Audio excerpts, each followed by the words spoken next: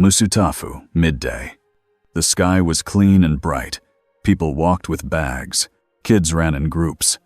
A hero billboard played the same smiling faces on loop, like the city wanted to remind itself, every minute, that it was safe. Then the air changed. At first, nobody knew why. A hush rolled through the street like a hand pushing down. Birds lifted off rooftops at the same time. Car alarms started screaming for no reason. A woman holding her child looked up and squinted. A thin red line cut across the blue. So fast it looked unreal. It did not move like a plane. It did not move like a hero with a quirk. It moved like something falling on purpose. People pointed. Phones rose. And then the villain on the corner, big, armored, with a quirk that made metal plates rise from the ground, laughed and threw another slab across the road.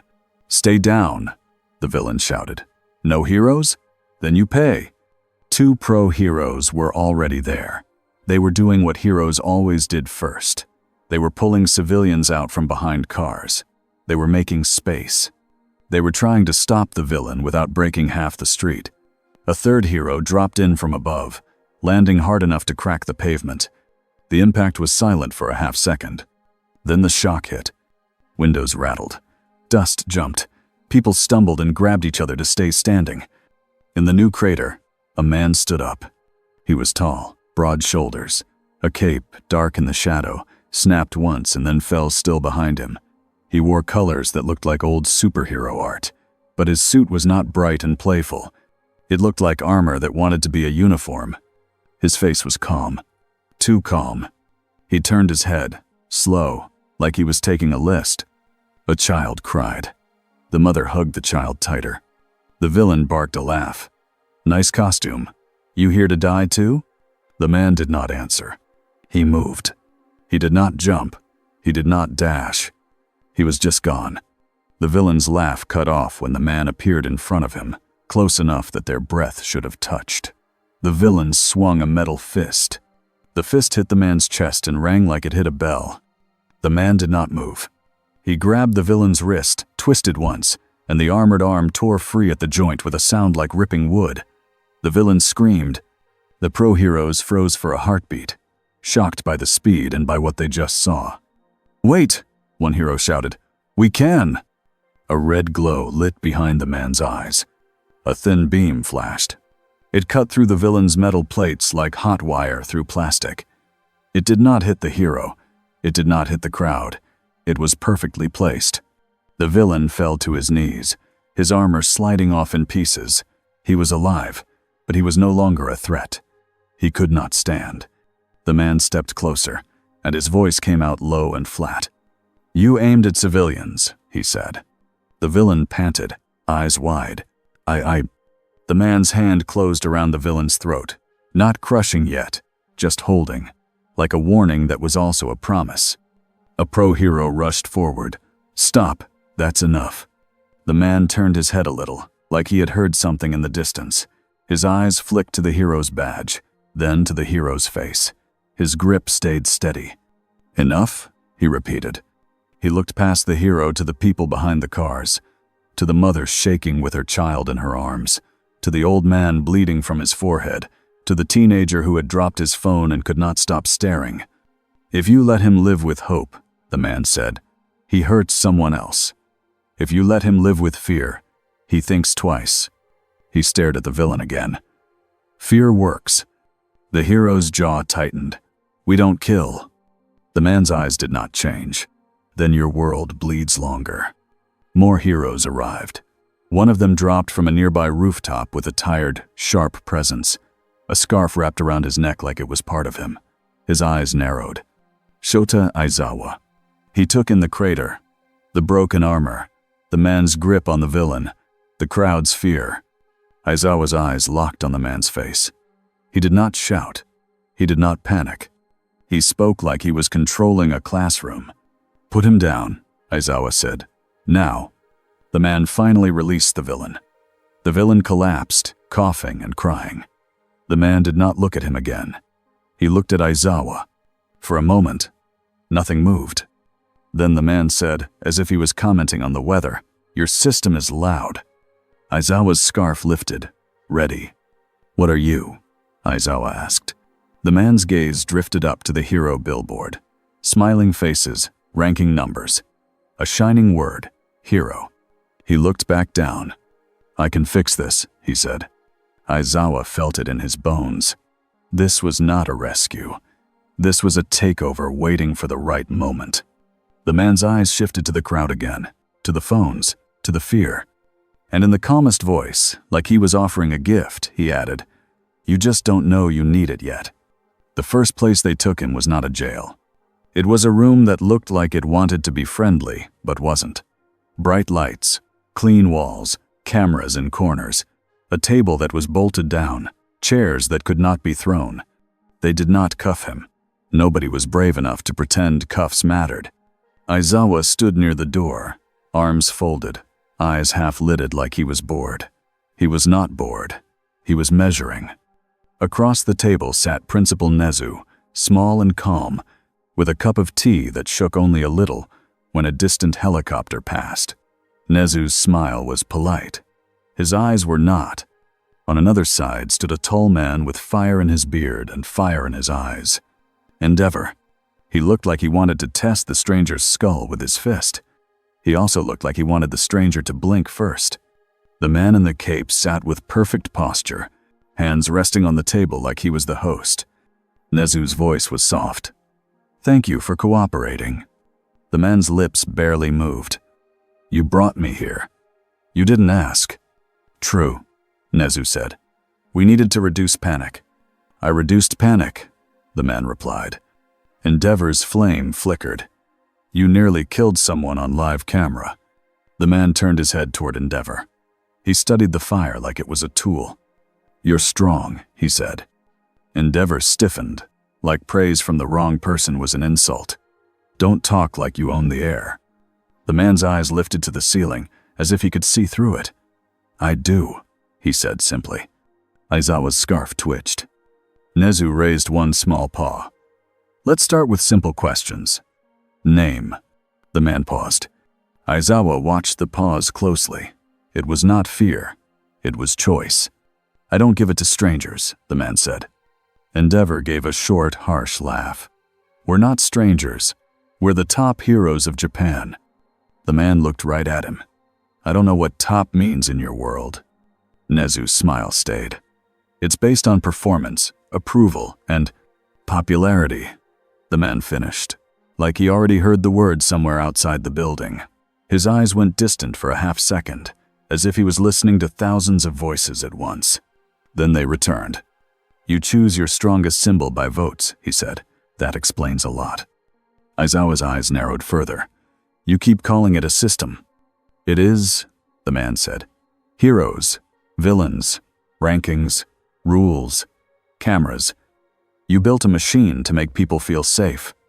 Nezu leaned forward slightly. And you think the machine is failing. It is failing, the man corrected. Endeavor's hands clenched. You show up for one incident and decide our entire society is broken. The man's gaze did not waver. I heard your city before I landed. That statement landed harder than any punch. Aizawa realized what it meant. The man was not guessing. He was listening. To sirens, to screams, to crime reports over radios, to the way people whispered fear even when they smiled. Nezu's tail flicked. Then you can also hear what we want. We want to avoid more damage. The man's eyes softened by one tiny amount. Not kindness. Calculation. That is the first smart thing you've said. Aizawa's eyebrow twitched. Endeavor's flame grew taller. Nezu continued smoothly. Our medical staff would like to run tests. Blood work. Imaging. Non-invasive. Your needles won't hurt me, the man said. That isn't the point, Aizawa said. The point is consent. The man turned to him. You're the suspicious one. Aizawa did not react. And you're the one who thinks fear is a solution. The man's mouth tightened, like he was remembering something bitter. Fear is a tool, he said. Hope is a story. Nezu did not push the emotion yet. He moved to the next step. Where are you from? The man's eyes lifted again. Far. Endeavor scoffed. Great. Very helpful. Aizawa's voice stayed flat. Try again. The man's gaze focused. Not your planet. Silence. Nezu's tea stopped shaking. Endeavor's flames dimmed, not from fear, but from the mind doing quick math. Aizawa's throat tightened, just a little. His quirk could erase quirks. It could not erase physics. It could not erase something that was not a quirk. Nezu's smile returned, smaller. An extraterrestrial. If you need a label, the man said. Endeavor leaned forward, eyes hard. Why are you here? The man's answer came too fast, too practiced. Because your world allows villains to exist, he said, and because you call it balance. Nezu's gaze sharpened. And in your world? The man stared at the table for a moment, as if the wood grain held a memory. In my world, he said, I was the symbol. Endeavor blinked. Aizawa's mind grabbed the word. Symbol. All Might used that word. Nezu nodded once, gently. Was. The man's voice lowered. I watched people die because I followed rules made by weaker men. Aizawa felt a cold line run down his spine. That was not a threat yet. It was a justification. Nezu's voice stayed calm. And what did you do? The man looked up. I made sure it couldn't happen again. Endeavor's jaw tightened. By killing. The man's eyes flicked to Endeavor's flames. By ending threats. Nezu's tone stayed polite, but the air went sharper. That is not how our society works. The man's lips curled into something that was not a smile. That's why your society fails. A knock sounded at the door. An agent stepped in, wearing a suit that tried to look like it belonged in a hero school but didn't. A badge flashed. Hero Public Safety Commission. The agent spoke softly to Nezu. Nezu listened, then nodded. The agent's eyes flicked to the man in the cape, and then away, like looking too long might be dangerous. Nezu turned back. We have additional stakeholders. Endeavor's eyes narrowed. Of course. Aizawa exhaled through his nose. The man in the cape tilted his head. Your politicians want to meet. Nezu did not deny it. Yes, they want to assess the situation. They want to control it, the man said. Nezu gave a small shrug. Control reduces harm. The man's gaze went distant again, like he was hearing a crowd beyond the walls. Then he looked back at Nezu. Control reduces chaos, he corrected. Harm is still a choice. In a hallway outside, Izuku Midoriya stood with his hands tight at his sides, trying not to shake. He could hear Endeavor through the wall sometimes. He could not hear the stranger. The stranger did not raise his voice. That was worse. All Might stood next to him, shoulders a little slumped in his thin form, eyes sharp anyway. His smile was gentle, but it did not reach the worry behind it. You don't have to go in, All Might said. Deku swallowed. I do. All Might studied him. Why? Deku looked down at his own hands. Hands that could save. Hands that could also break. He remembered the way the stranger ripped off an armored arm like it was paper. He remembered the sound. Because he's like a symbol, Deku whispered. But wrong. And if we don't understand why, then we can't stop it. All Might's eyes softened, then tightened again. Be careful, he said. Sometimes the wrong symbol feels easy. Deku nodded. The door opened. Nezu stepped out, calm as always. Midoriya, Nezu said. Come in. But remember, questions first, emotions later. Deku stepped into the room and felt the temperature change. Not literal temperature, pressure. The man in the cape looked at him. Just a glance. And Deku felt seen in a way he did not like. Not as a kid. As a factor. You're young, the man said. Deku forced his voice steady. Yes, but I'm training to be a hero. The man's eyes narrowed slightly. What's your hero name? Deku hesitated. Deku. The man's face showed a tiny confusion. That's what you call yourself? It means something, Deku said quickly. Endeavor made a sound like he was about to laugh. Aizawa's eyes flicked away, like he did not want to be part of this. The man in the cape tilted his head. In my world, he said, names are warnings or promises, not jokes. Deku's cheeks warmed. It's not a joke. The man's gaze slid to Aizawa. What about you? Your name? Aizawa didn't move. Eraserhead. The man blinked once. No. Aizawa's eyebrow lifted. No? No, the man repeated, calm as stone. That's not a serious name. Deku's mouth twitched despite himself. It was the smallest laugh, and he hated that it came out. Aizawa's eyes snapped to him. Deku froze. Endeavor's flames flickered like an annoyed sigh. Nezu, to his credit, looked like he might actually enjoy this if it wasn't terrifying. The man in the cape continued, as if he was fixing a list. You, Firebeard. You're called? Endeavor's voice came out hard. Endeavor. The man nodded once. That one is fine. Endeavor's flame flared like he didn't want approval from this stranger. Nezu slid a folder across the table. We have another concern. You acted as a hero without a license. The man stared at the folder like it was a bug. Deku blinked. A license? Nezu kept it simple. In Japan, hero activity is regulated. It protects the public. It sets rules. The man's voice was flat. Rules did not protect that woman holding her child. Nezu replied gently. Rules protect the world from heroes who become villains. The man looked at Nezu slowly. Then you already know what I am. Silence. Deku felt his stomach drop. All Might stepped forward from the corner. He had been quiet. Now he put himself into the line of sight. You're not a villain, All Might said, calm and kind. Not yet. The man's eyes turned to All Might. He studied him longer than anyone else. He looked at All Might's posture, his eyes, the way he stood between people and danger by habit.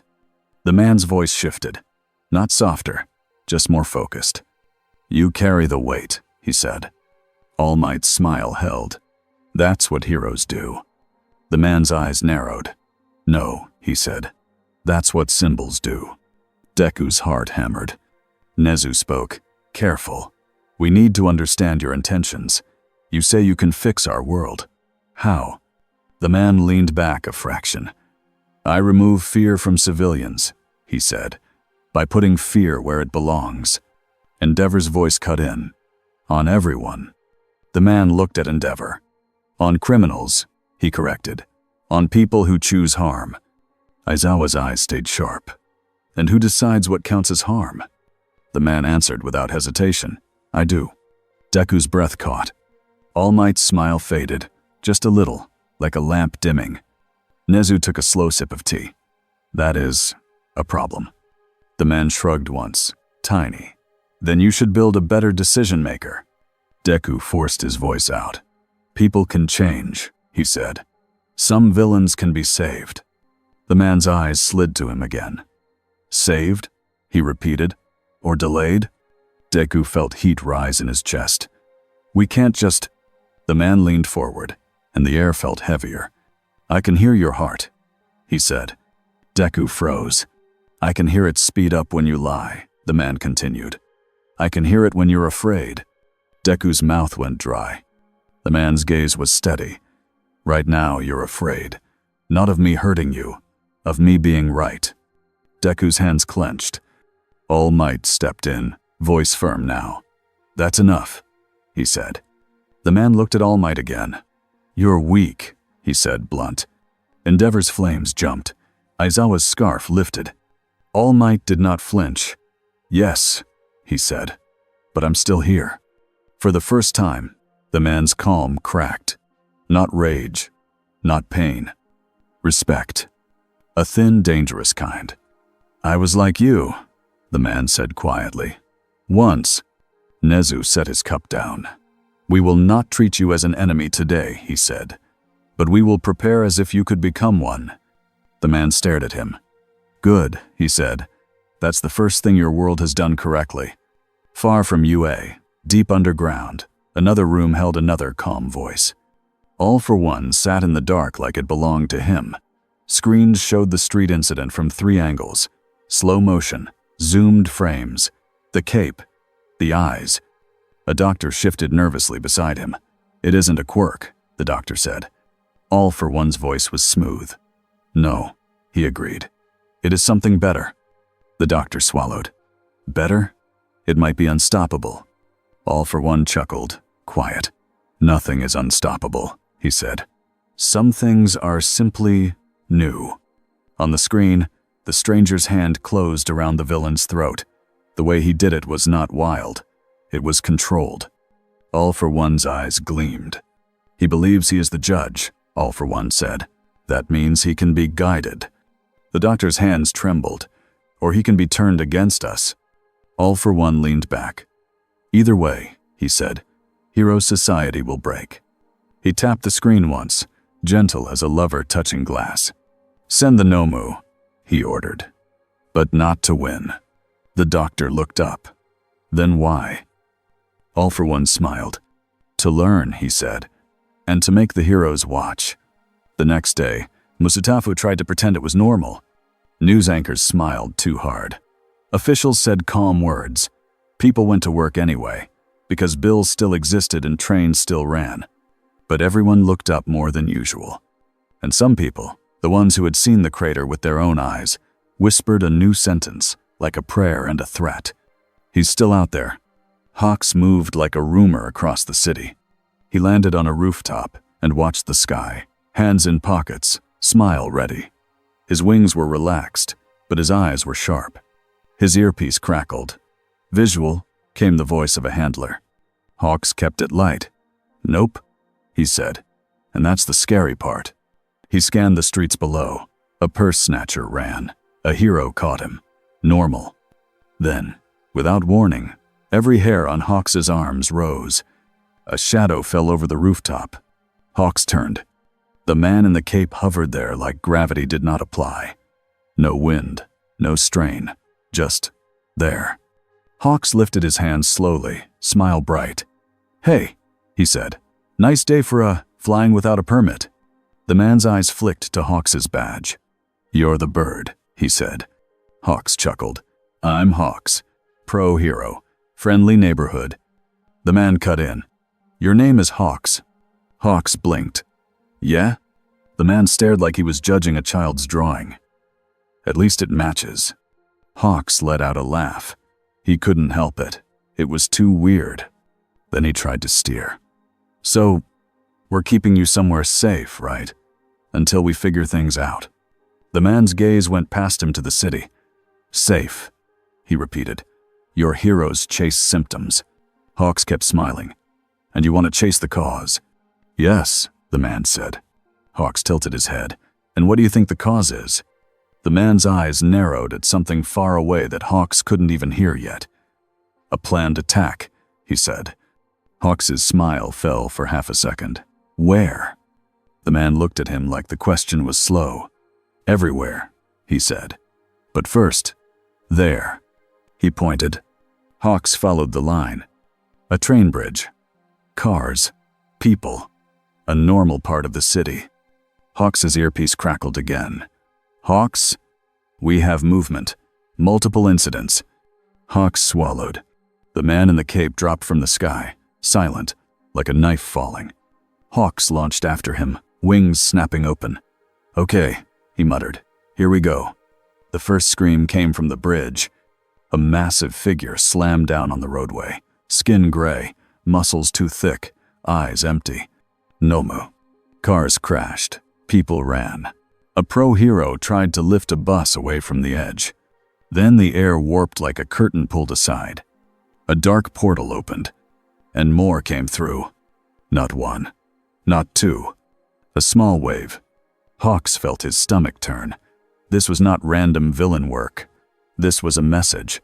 He landed on the bridge and threw feathers like blades to cut through falling debris and make space. Evacuate, he shouted. Move away from the center. Aizawa arrived in a blink, scarf snapping out, eyes already focused. He hit the ground and looked up at the nearest Nomu. His eyes activated. The Nomu did not flicker like it lost a quirk. It still moved like a truck made of muscle. Aizawa's jaw tightened. Not quirk-based, he muttered. Endeavor came in next, fire roaring. He blasted one Nomu off the bridge in a wave of heat that made the air bend. Keep them away from civilians, Endeavor yelled. Hawks's earpiece screamed with reports. Multiple incidents across the ward. Trains, streets, a shopping district. Hawks's voice stayed bright because fear was contagious. Copy, he said. We're on it. Then the man in the cape arrived. He didn't land. He hovered above the bridge, eyes scanning like he was reading a map. Hawks saw it from below and felt small, even though he hated feeling small. The man moved. He blurred forward, grabbed a Nomu by the face, and drove it through the road like a nail. Concrete exploded outward. The bridge shook. Endeavor shouted, "Watch the structure." The man didn't answer. He lifted the Nomu up again and threw it. Not at the crowd. Not at a building. Straight up. The Nomu became a speck in the sky. A second later, a boom rolled down as it broke the sound barrier going the other way. Hawks stared. He just threw it into the clouds. Aizawa's scarf whipped out toward the man, not to bind him, just to test distance and control. The scarf reached. The man caught it with 2 fingers. He looked down at Aizawa, calm as ever. "Don't," he said. Aizawa's eyes narrowed. He did not pull back. He held, stubborn. The man's fingers tightened slightly. The scarf didn't tear, but it went stiff, like steel, under his grip. Aizawa felt the warning clearly. He let it go. Endeavor blasted another Nomu back, then turned on the man. "We can't have you smashing roads and acting like—" The man didn't look at him. His eyes locked onto a portal opening behind a fleeing family. Hawks saw it too late. A Nomu stepped out right behind them. Before Hawks could move, the man in the cape was already there. He grabbed the Nomu's head and twisted. The neck snapped with a clean crack. The family didn't even see it. They just felt the air rush. Hawks's smile turned tight. "Hey," he called, trying to keep his voice light. "We do arrests here." The man looked at him. "You do delays," he corrected. Aizawa ran forward, voice sharp. "You don't get to decide life and death." The man's eyes flashed red. Not a blast yet, just the warning glow. "I decide prevention," he said. Endeavor stepped between them, fire roaring high, then decided somewhere else. For the first time, the man's calm broke into something close to anger. He didn't shout, he didn't snarl. He just spoke with cold weight. "Your anger is about pride," he said to Endeavor. "Mine is about bodies." Endeavor's flames sputtered like the words hit their target. Hawks cut in quickly, because the bridge was still full of screaming people. "Focus," he snapped. "Portals." As if on cue, more portals opened along the bridge, staggered, like someone was testing positions. Kurogiri's warps. Hawks's blood went cold. That meant the villains were watching this live. They wanted footage. They wanted reactions. They wanted the world to see what the Cape Man would do. Aizawa's voice dropped low. "They're baiting him," he said to Hawks. "They want him to cross a line." Hawks swallowed. He already crossed it. "No," Aizawa said. "Not the line they want."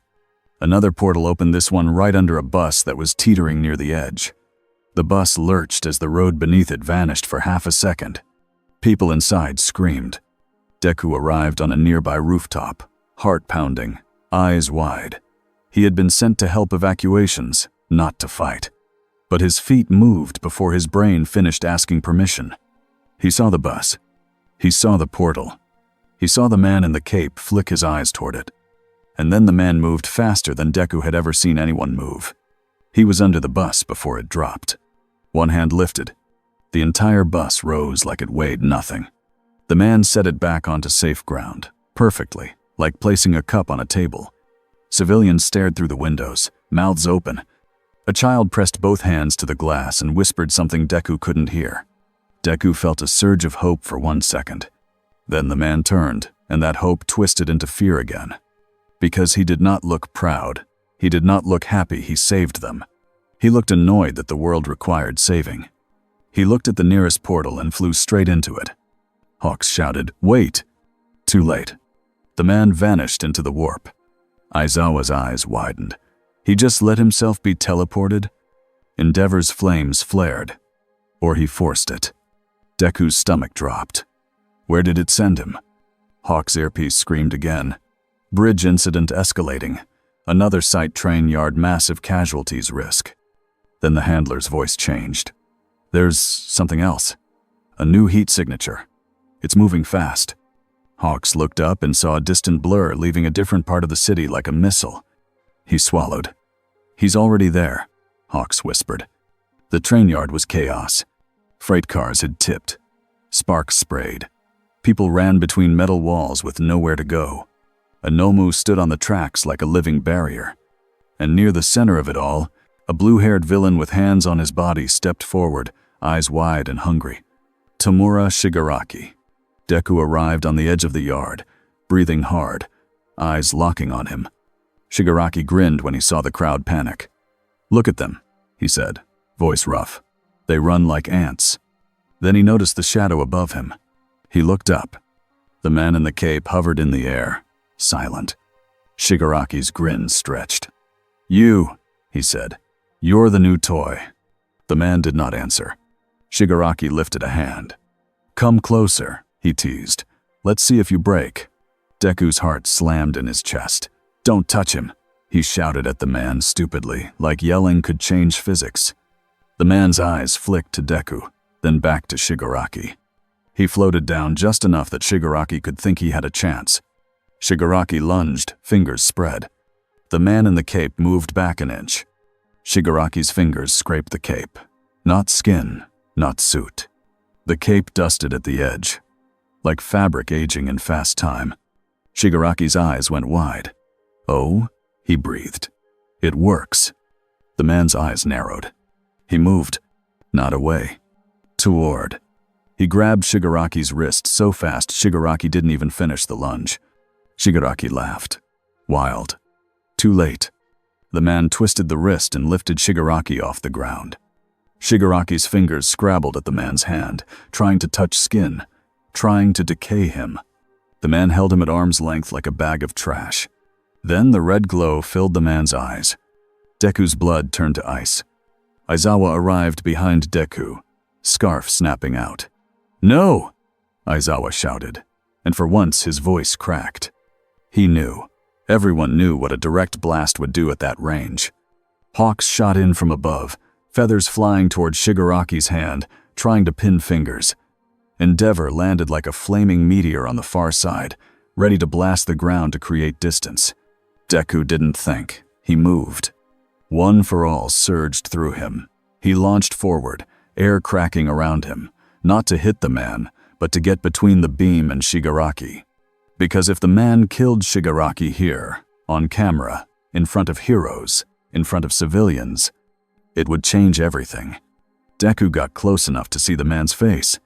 The eyes were glowing red, but the expression was not rage. It was focus, like a doctor about to cut out a tumor. Deku's voice came out desperate. Stop! The man's eyes flicked to Deku. The beam did not fire. Not yet. Deku felt the weight of that pause. The man could have ignored him. The man chose to hear him. Deku swallowed, chest heaving. You saved people, he said fast. You can keep saving people, but you can't become a killer in front of them. You can't teach them that's normal. The man's voice was quiet.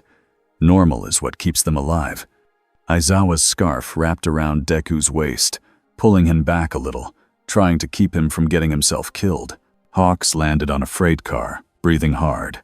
Buddy, he called, forcing a half smile. We're doing the capture alive thing. It's kind of our brand. The man's eyes narrowed. Brand, he repeated, like the word was poison. Endeavor barked, let him go. The man looked at Endeavor.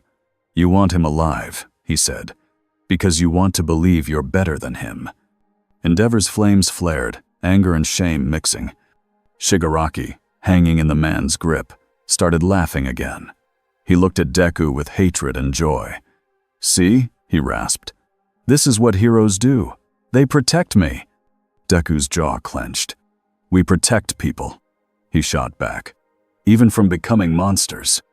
Shigaraki's laugh died into a snarl. The man's eyes returned to Shigaraki. The glow in his eyes sharpened. Deku's heart hammered so hard it hurt. Aizawa's voice dropped, direct and dangerous. "If you kill him," Aizawa said, "you become our enemy." The man stared at Aizawa like he was deciding whether that mattered. Then, slowly, he released Shigaraki. Shigaraki dropped to the ground, stumbling, coughing, eyes furious. Hawk's feathers snapped into place, pinning Shigaraki's coat, blocking his hands from touching anything for 1 second. Endeavor blasted the ground between Shigaraki and the civilians, making a wall of fire. Aizawa's scarf yanked Deku back fully now. Shigaraki glared up at the man in the cape, rage shaking his whole body. "You should have killed me," Shigaraki hissed. The man hovered there, calm returning like a mask sliding back on. "No," he said. "You're not the head." Shigaraki froze for half a second. Then a portal opened behind him. Kurogiri's dark mist wrapped around Shigaraki's shoulders. Shigaraki's eyes widened, then narrowed. He smiled again, ugly and excited. "We got what we needed," he said. The portal swallowed him. Other portals flickered across the yard, and the remaining Nomu pulled back in coordinated motion, like soldiers retreating on command. Hawks cursed under his breath. They were never trying to win. Aizawa's eyes narrowed. They were trying to measure him. Endeavor's fists clenched, and they just taught the world he's real. Deku stared at the empty space where Shigaraki had been. Then he looked at the man in the cape. Civilians had stopped running. They were watching from behind wrecked trains and broken fences. Phones were up. A mother held her child tight and stared like she didn't know if she was looking at a savior or a disaster. The man in the cape looked back at them. He didn't smile. He didn't wave. He hovered above the tracks like a warning sign in the sky. Deku's voice came out small. "Why didn't you kill him?" he asked, even though he knew the answer was complicated. The man's eyes stayed on the crowd. "Because your heroes threatened me," he said, "and because I'm learning your rules." Hawks let out a shaky laugh. "Hey," he said, trying to keep it light. "Progress." The man turned his head toward Hawks. "Your name is still ridiculous," he said. Hawks blinked. Then, despite everything, he snorted. "Okay, that one's fair." Aizawa's eyes stayed hard. "This isn't a joke," he said. The man's gaze returned to Aizawa. "No," he agreed. "It's not." He looked back to Deku. "You want me to be a hero," he said. "You want me to wear your rules like chains." Deku swallowed. "I want you to be good." The man stared at him for a long moment. The glow in his eyes was gone now, but the danger stayed. It lived behind calm. "Good," he said, tasting the word like he didn't trust it. "I was good." Deku's chest tightened. What changed? The man's eyes lifted to the sky, to the sun hanging over the city like it didn't care. "I learned," he said, "that hope does not stop bullets." He faced them again, cape still, voice even. "Your villains will keep testing you," he said. "Your system will keep saving them, and people will keep dying." Endeavor bristled. "You don't know our world." The man's eyes flashed to him. "I know this," he said. "You have power, and you choose to be slow with it." Aizawa took a step forward, not scared, just stubborn. "And you choose to be final." The man's gaze held his. "Yes," he said simply. Sirens wailed in the distance. New incidents, new fear. The man in the cape lifted higher, floating above them all. "You can follow me," he said. "You can try to stop me, or you can keep playing hero rankings and pretending your rules are strength." He looked down one last time, and the line he chose was calm enough to be worse than a threat. "I will bring peace to this city," he said, "even if I have to drag it there." Then he shot into the sky, a red-blue streak vanishing so fast the air cracked behind him. Deku stared up, heart pounding, and realized the hardest part. They hadn't even learned his name. But the whole world had just learned what he was. A power that could save everyone. A power that could also decide no one got a choice. By evening, the train yard video was everywhere. It played on phones in crowded trains. It played on screens in noodle shops. It played in quiet living rooms where parents turned the volume down, but could not turn the fear off. A man in a cape hovering above twisted metal. A blue-haired villain laughing like the world was a joke.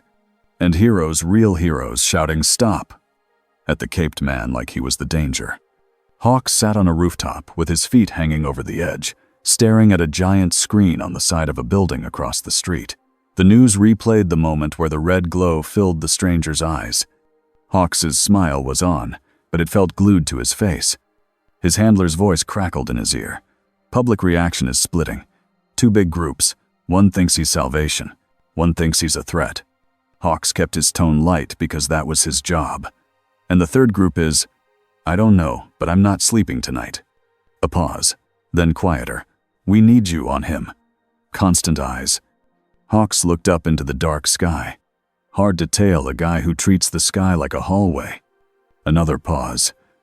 "Don't antagonize, don't flatter, don't trigger anything." Hawks let out a small laugh. "So basically, be myself, but with fear. Be professional," the handler snapped. Hawks's grin twitched. "Right, professional fear." He ended the call and sat there a moment longer. Far below, a police car rolled past. A normal night, pretending to be normal. Then Hawks's feathers lifted on his back, like his body heard something his brain hadn't yet. A soft shadow passed over the rooftop. Hawks turned. The man in the cape hovered a few meters away, calm as always, like he had been there the whole time. Hawks raised both hands. "Okay, hi. You're doing the appearing behind people thing. That's spooky." The man's eyes swept the building screens. "You broadcast fear quickly. It's called news," Hawks said. "It's kind of their hobby." The man looked at Hawks again. "They're using you to talk about me." Hawks shrugged. "They use me to talk about everything. I'm cute and marketable." The man's face stayed flat. "You're a surveillance agent." Hawks blinked. His smile didn't break, but his stomach tightened. "I'm a hero." "You're both," the man said. Hawks decided to try something honest. "Look," he said, "you saved people today. A lot of people. That matters." The man's gaze drifted to the street. "It matters," he agreed. "And it wasn't enough." Hawks swallowed. "Because Shigaraki got away." The man's eyes narrowed at the name. "That one," he said. "He's a symptom." "You've said that," Hawks replied. "So what's the cause?" The man's voice turned colder. "A culture that protects predators because it calls itself civilized." Hawks' feathers twitched. "We have laws. You have delays." The man corrected again, like he couldn't help it. Hawks leaned back on his hands. "Okay. Then what are you going to do?" The man looked straight at him. "I'm going to remove the parts that keep producing bodies." Hawks tried to keep the smile. "That's a dark sentence." "It's a clear sentence," the man replied.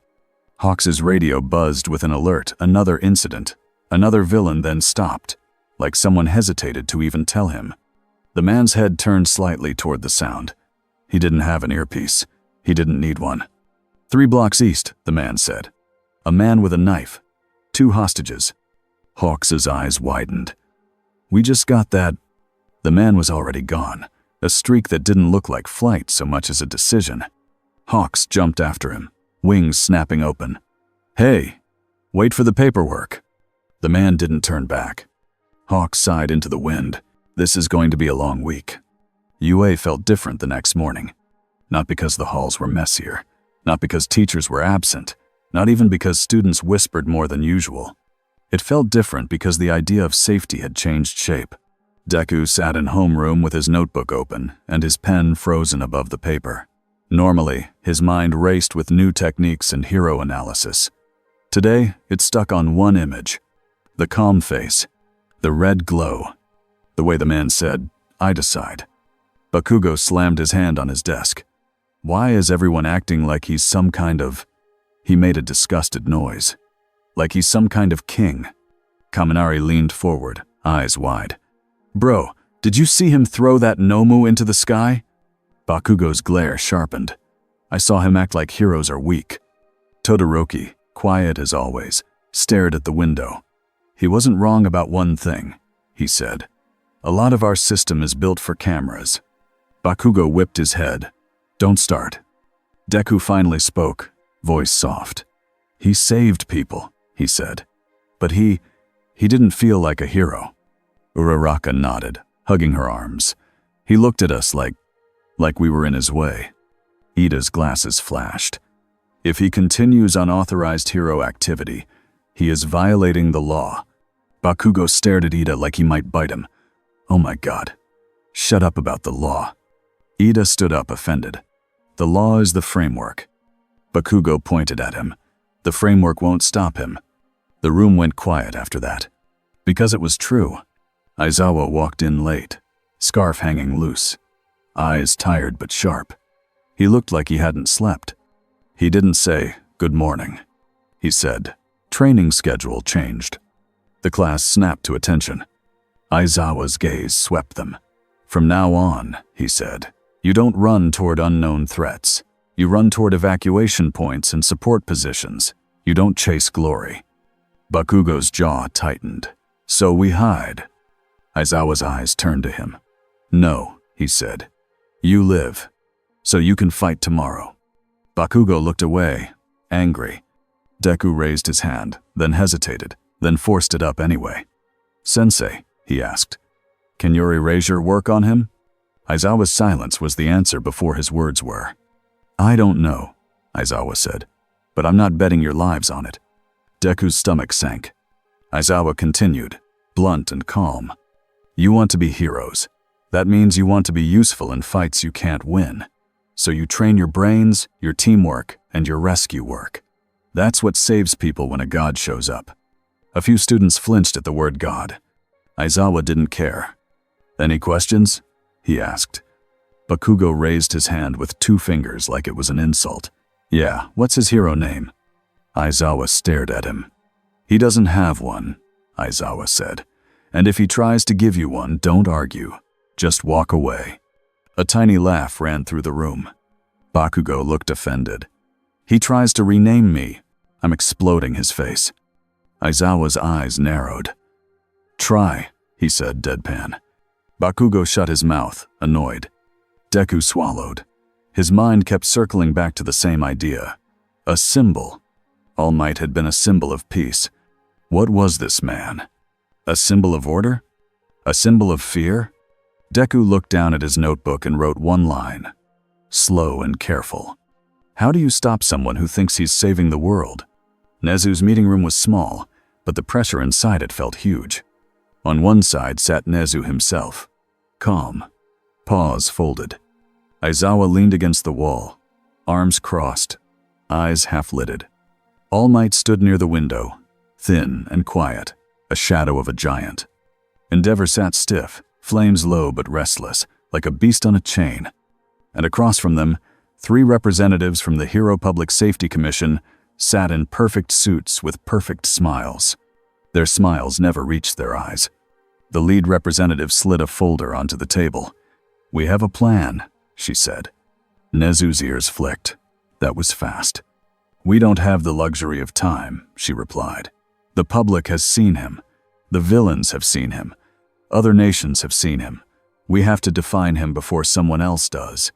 Aizawa's voice was flat. "Define him how?" "As an ally," the representative said. "As a protective asset. As a deterrent." Endeavor's flames jumped. A weapon. The representative didn't blink. "If you prefer the word." All Might's voice was gentle, but firm. "He is a person." The representative's smile tightened. "So are nuclear scientists. That doesn't mean we let them walk around without oversight." Aizawa's eyes sharpened. "Oversight you can't enforce." Nezu sipped tea. "Let's speak plainly," Nezu said. "You want him to wear a leash." The representative folded her hands. "We want him to operate under legal authority." Endeavor leaned forward. "And what happens when he says no?" The representative hesitated for the first time. "Then we manage the situation." Aizawa let out a quiet sound that wasn't quite a laugh. "You can't manage a hurricane by writing it a warning letter." The representative's cheeks tightened. "Our research division is already exploring options." Nezu's voice stayed pleasant. "Options like quirk suppression?" A second representative nodded. "We have tools." Aizawa's eyes narrowed. He's not a quirk user. The representative's smile stiffened. We don't know what he is. We know enough, Aizawa said. He's not bound by our rules. And if we push him too hard, we don't get a negotiation. We get a war. All Might's gaze turned to Endeavor, then to Nezu. We can't treat him like a villain, All Might said. Not yet. Endeavor's voice was rough. He's already killing. Nezu set his cup down. We have no confirmed civilian deaths caused by him, Nezu said carefully. We do have confirmed severe injury and lethal intent. Aizawa's jaw tightened. Intent matters. The lead representative tapped the folder. This is why we need to bring him inside the system. Give him a title. Give him a mission. Give him a badge? Endeavor snapped. A structure, she corrected. All Might's voice lowered. And if his structure is built on fear? Silence. Nezu broke it softly. We should also consider how villains will respond, he said. All for One is watching. The representative stiffened at the name. Aizawa spoke again. He avoided killing Shigaraki because we threatened him, he said. Not because he agreed. That means he still cares about being seen as correct. Endeavor's eyes narrowed. So he can be manipulated. Aizawa's gaze went colder. So he can be baited. Nezu nodded. And if he is baited into an act too public, too final, the system breaks. The lead representative's smile returned, controlled. Or it is rebuilt. All Might's hands clenched. Not like that. Nezu watched them all and made a decision in his small, sharp mind. Here is what we will do, Nezu said. We will keep communication open. We will avoid insulting him. We will monitor him. And we will prepare evacuation and rescue plans for the worst case. The representative leaned forward. And what about containment? Nezu's eyes held hers. We will not pretend we can put a cage around the sky. Aizawa added, if you force this, you might create the exact monster you're afraid of. Endeavor scoffed. And if we do nothing, we might still get it. All Might looked out the window at the city. Then we do what heroes do, he said. We stand between people and disaster, even if the disaster wears a cape. The man in the cape did not sleep. He didn't need to. Night in Musutafu was full of sounds, small crimes, big fears, quiet lies. He floated above a neighborhood with dim streetlights and listened. A couple argued in an apartment. A baby cried. A man whispered into a phone about a deal behind a warehouse. Another man, drunk, yelled at a woman. Somewhere else, a group of teenagers planned something stupid because they wanted to feel powerful. He could hear it all. And the longer he listened, the clearer it became. This world didn't just have villains. This world grew them. He moved. A warehouse door burst inward. A group of low-level criminals froze as the shadow filled the room. They had guns. They had a hostage. They had shaky hands. The man in the cape looked at the hostage first, then at the criminals. One of them lifted his gun, trying to look brave. You can't, the man started. The man in the cape stepped forward. The gun bent in the criminal's hand like soft metal. The criminal screamed and dropped it. The others raised their weapons. The man moved so fast, the air made a short crack. In 2 seconds, every weapon was crushed. Every wrist was pinned. Every body was on the ground, unable to move without breaking something. The hostage stumbled back, eyes wide. The man in the cape didn't smile. He didn't ask if she was okay. He simply said, "Go." She ran. The criminals stared up at him, shaking. He leaned down, voice quiet. "You hurt people," he said. "If you do it again, I will end you." One criminal sobbed. "You're not a hero."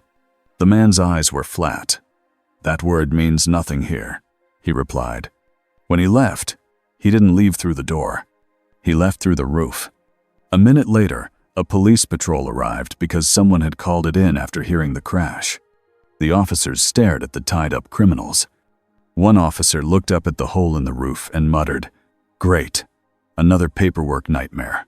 The next morning, the paperwork nightmare arrived. A HPSC liaison stood under the floating man with a clipboard, a hard hat, and the brave energy of someone pretending their badge was armor. "Sir," the liaison called, voice shaking just a little. "You have been cited for unauthorized hero activity and repeated airspace violations." The man hovered there, cape still, looking down as if he had found a strange insect. He didn't move. He didn't blink. He said, "You're giving me a ticket." The liaison swallowed. "It's a formal notice." The man looked past him at a billboard showing smiling heroes and ranking numbers. "You turned heroism into a career ladder," he said. The liaison tried again, pushing the clipboard up with both hands. "We have forms. For cooperation, a provisional status, a licensing pathway." The man stared at the forms. Then he said, calm and deadly, "Do you think paper can control me?" The liaison's face went pale. "No," he whispered. "Then why are you here?" the man asked. The liaison tried to find a useful lie. He couldn't. "Because they're scared," he admitted. The man's eyes narrowed. "They should be scared of criminals," he said. "They're scared of you," the liaison corrected, voice small. The man hovered a moment longer, silent. Then he said, "Good." He flew away. The liaison dropped the clipboard like it was burning. On the other side of the city, underground, All for One watched the clip of the clipboard falling. He didn't laugh loudly. He laughed like he was savoring a flavor. "He enjoys the fear," the doctor beside him said, tense. All for One's voice was smooth. "He enjoys certainty," he corrected. "Fear is simply the fastest path to it." The doctor rubbed his hands. "What if he decides we are the cause?" All for One's smile stayed. "Then we make sure he reaches the conclusion we want." He tapped another screen. It showed hero meetings, news panels, public arguments. "Look at them," All for One said. "Half want to crown him, half want to cage him. That is the perfect split." The doctor swallowed. "We already tested his limits." "Not enough," All for One replied. "We tested his strength. Now we test his identity." The doctor frowned. "He has not given a name." All for One nodded. "So we give him a role." He leaned forward slightly. "We create a crisis that only a tyrant solves quickly," he said. "We place it where the system's hypocrisy is loudest." The doctor hesitated. "Where?" All for One's eyes gleamed. "Where they keep monsters," he said. "Behind walls, under laws, protected by procedure." The doctor stiffened. "Tartarus." All for One's smile widened. "Yes," he said. "The symbol of their control." The doctor's voice shook. "That place is fortified." All for One's tone stayed gentle. "Fortified against quirks," he said. "Not against panic. Not against a god with patience." He turned to the screen again, watching the man in the cape hover over the city like a judgment. "Let's invite him to the one place he cannot ignore," All for One whispered.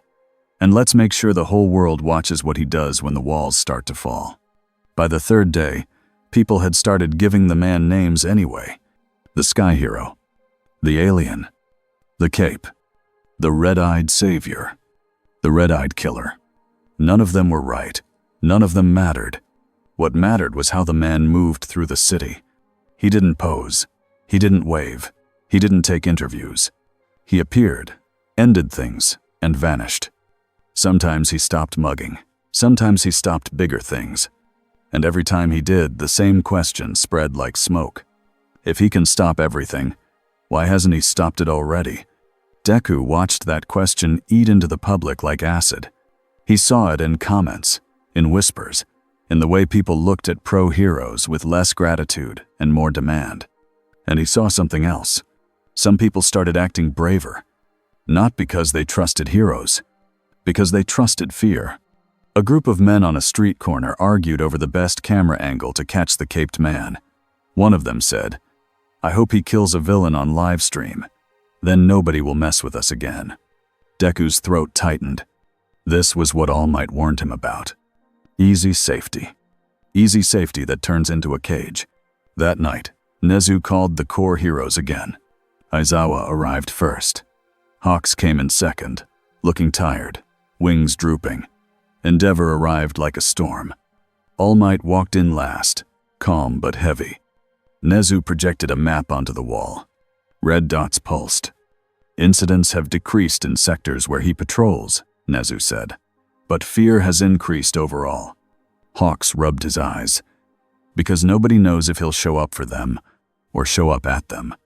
Endeavor crossed his arms. We don't need a psychology lecture. We need a plan. Aizawa's voice was dry. Your plan is to punch him. Endeavor's jaw tightened. My plan is to show him Japan is not his property. Nezu's ears flicked. And my plan, Nezu said, is to keep the city alive. He tapped the map, then changed the screen. A live feed appeared. Tartarus, ocean, concrete, steel, lights. Aizawa's eyes narrowed. Why are you showing us this? Nezu's voice lowered. Because we intercepted chatter, he said. Villain-side chatter. It's unusual. Hawks straightened. Unusual how? Nezu's gaze sharpened. They're talking about Tartarus, as if it's about to become a stage, he said. A public stage. Endeavor's flames flared. They're going to attack it. All Might's face tightened. That's not just a prison, he said. That's the last wall for some people. Nezu nodded. Yes. Aizawa stared at the screen. And they want him there, he said quietly. Hawk's smile was gone now. They want him to do something he can't take back.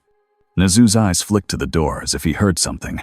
He didn't have super hearing, but he had instincts that were almost as sharp. Too late, Nezu said softly. The room went still. A shadow moved across the far window. They all turned. The man in the cape hovered outside the glass, staring in as if walls were only suggestions. He didn't break the window. He simply opened it because it wasn't locked, and the idea of a locked window had become meaningless.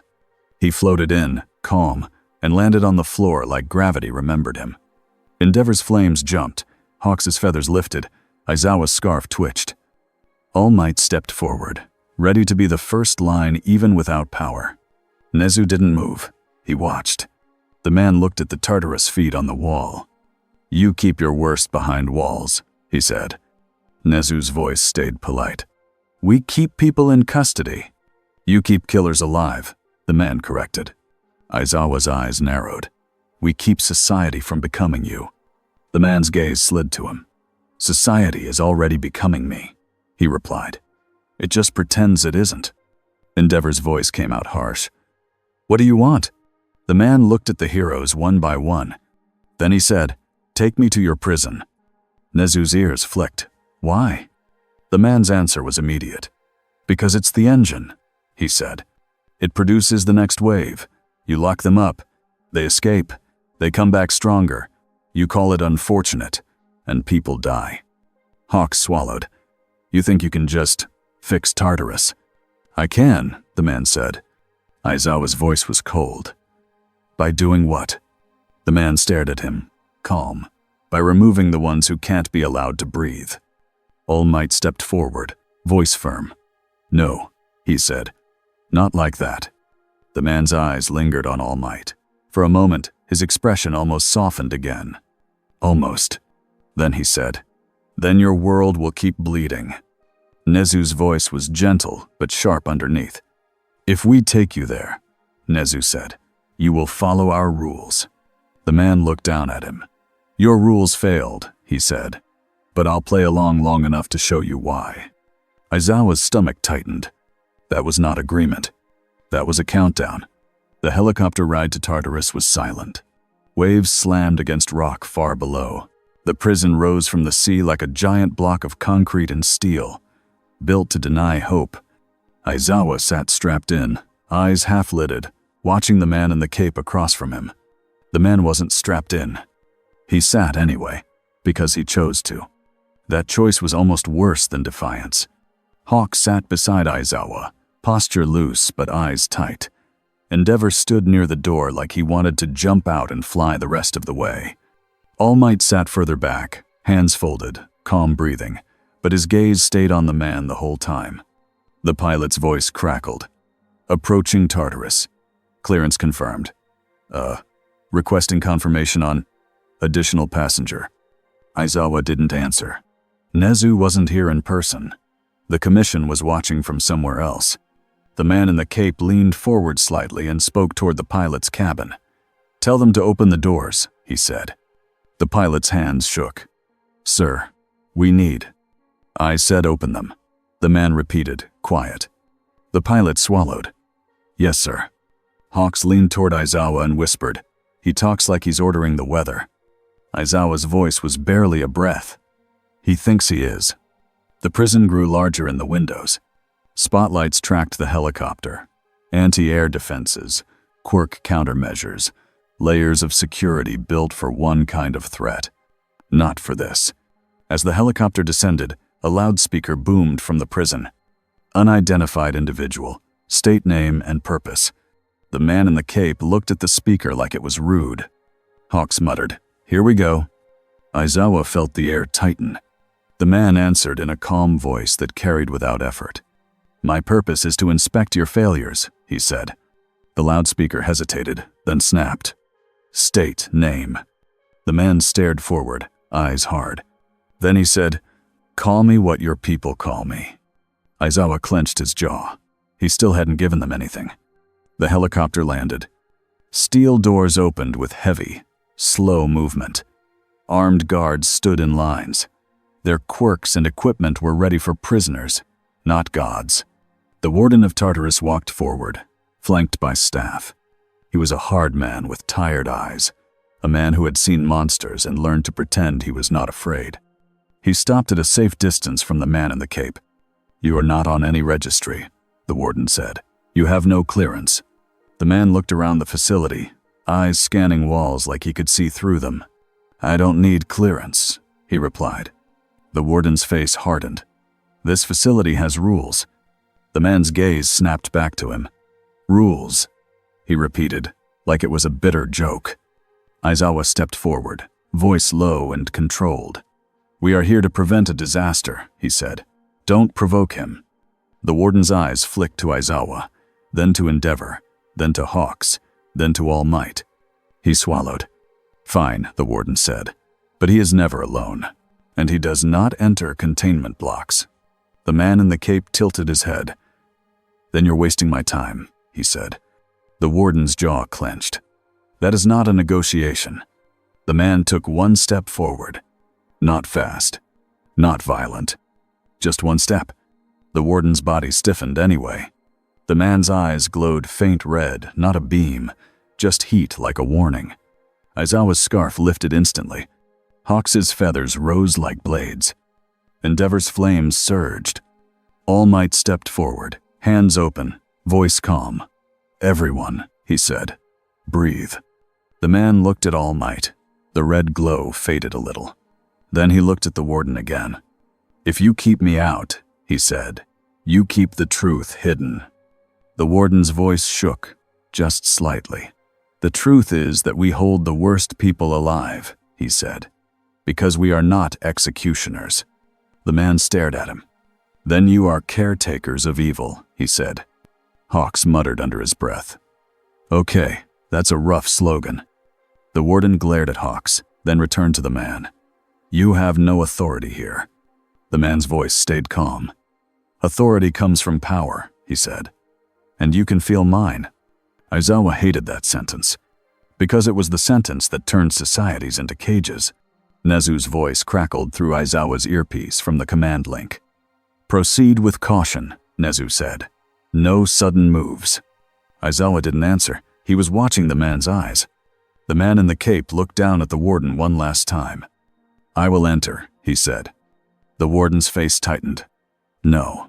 The man's gaze shifted upward, toward the highest security block, and Aizawa realized what was about to happen. Not a fight, a lesson. The man crouched slightly, then launched upward like a bullet. He didn't break the roof. He went through open-air vents and gaps like the prison was porous to him, like the place had never been designed with him in mind. Alarms screamed. Guards shouted. The warden spun, furious. "Lockdown!" Hawks cursed. Endeavor's flames roared. Aizawa's scarf snapped out as if it could catch the sky. All Might moved, not fast, but with purpose. "We follow," All Might said. Aizawa's throat tightened. "We can't stop him from entering," he said. "We can only stop what he does once he's inside." The containment block was colder than the rest of the facility. The lights were harsh. The walls were thick. The doors were layered with quirk-resistant designs and emergency seals.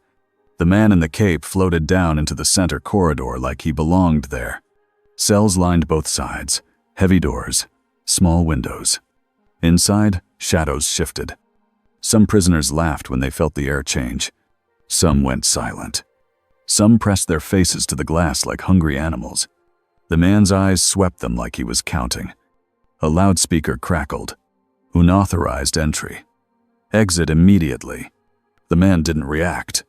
A voice from one of the cells called out, amused, "Hey, new hero.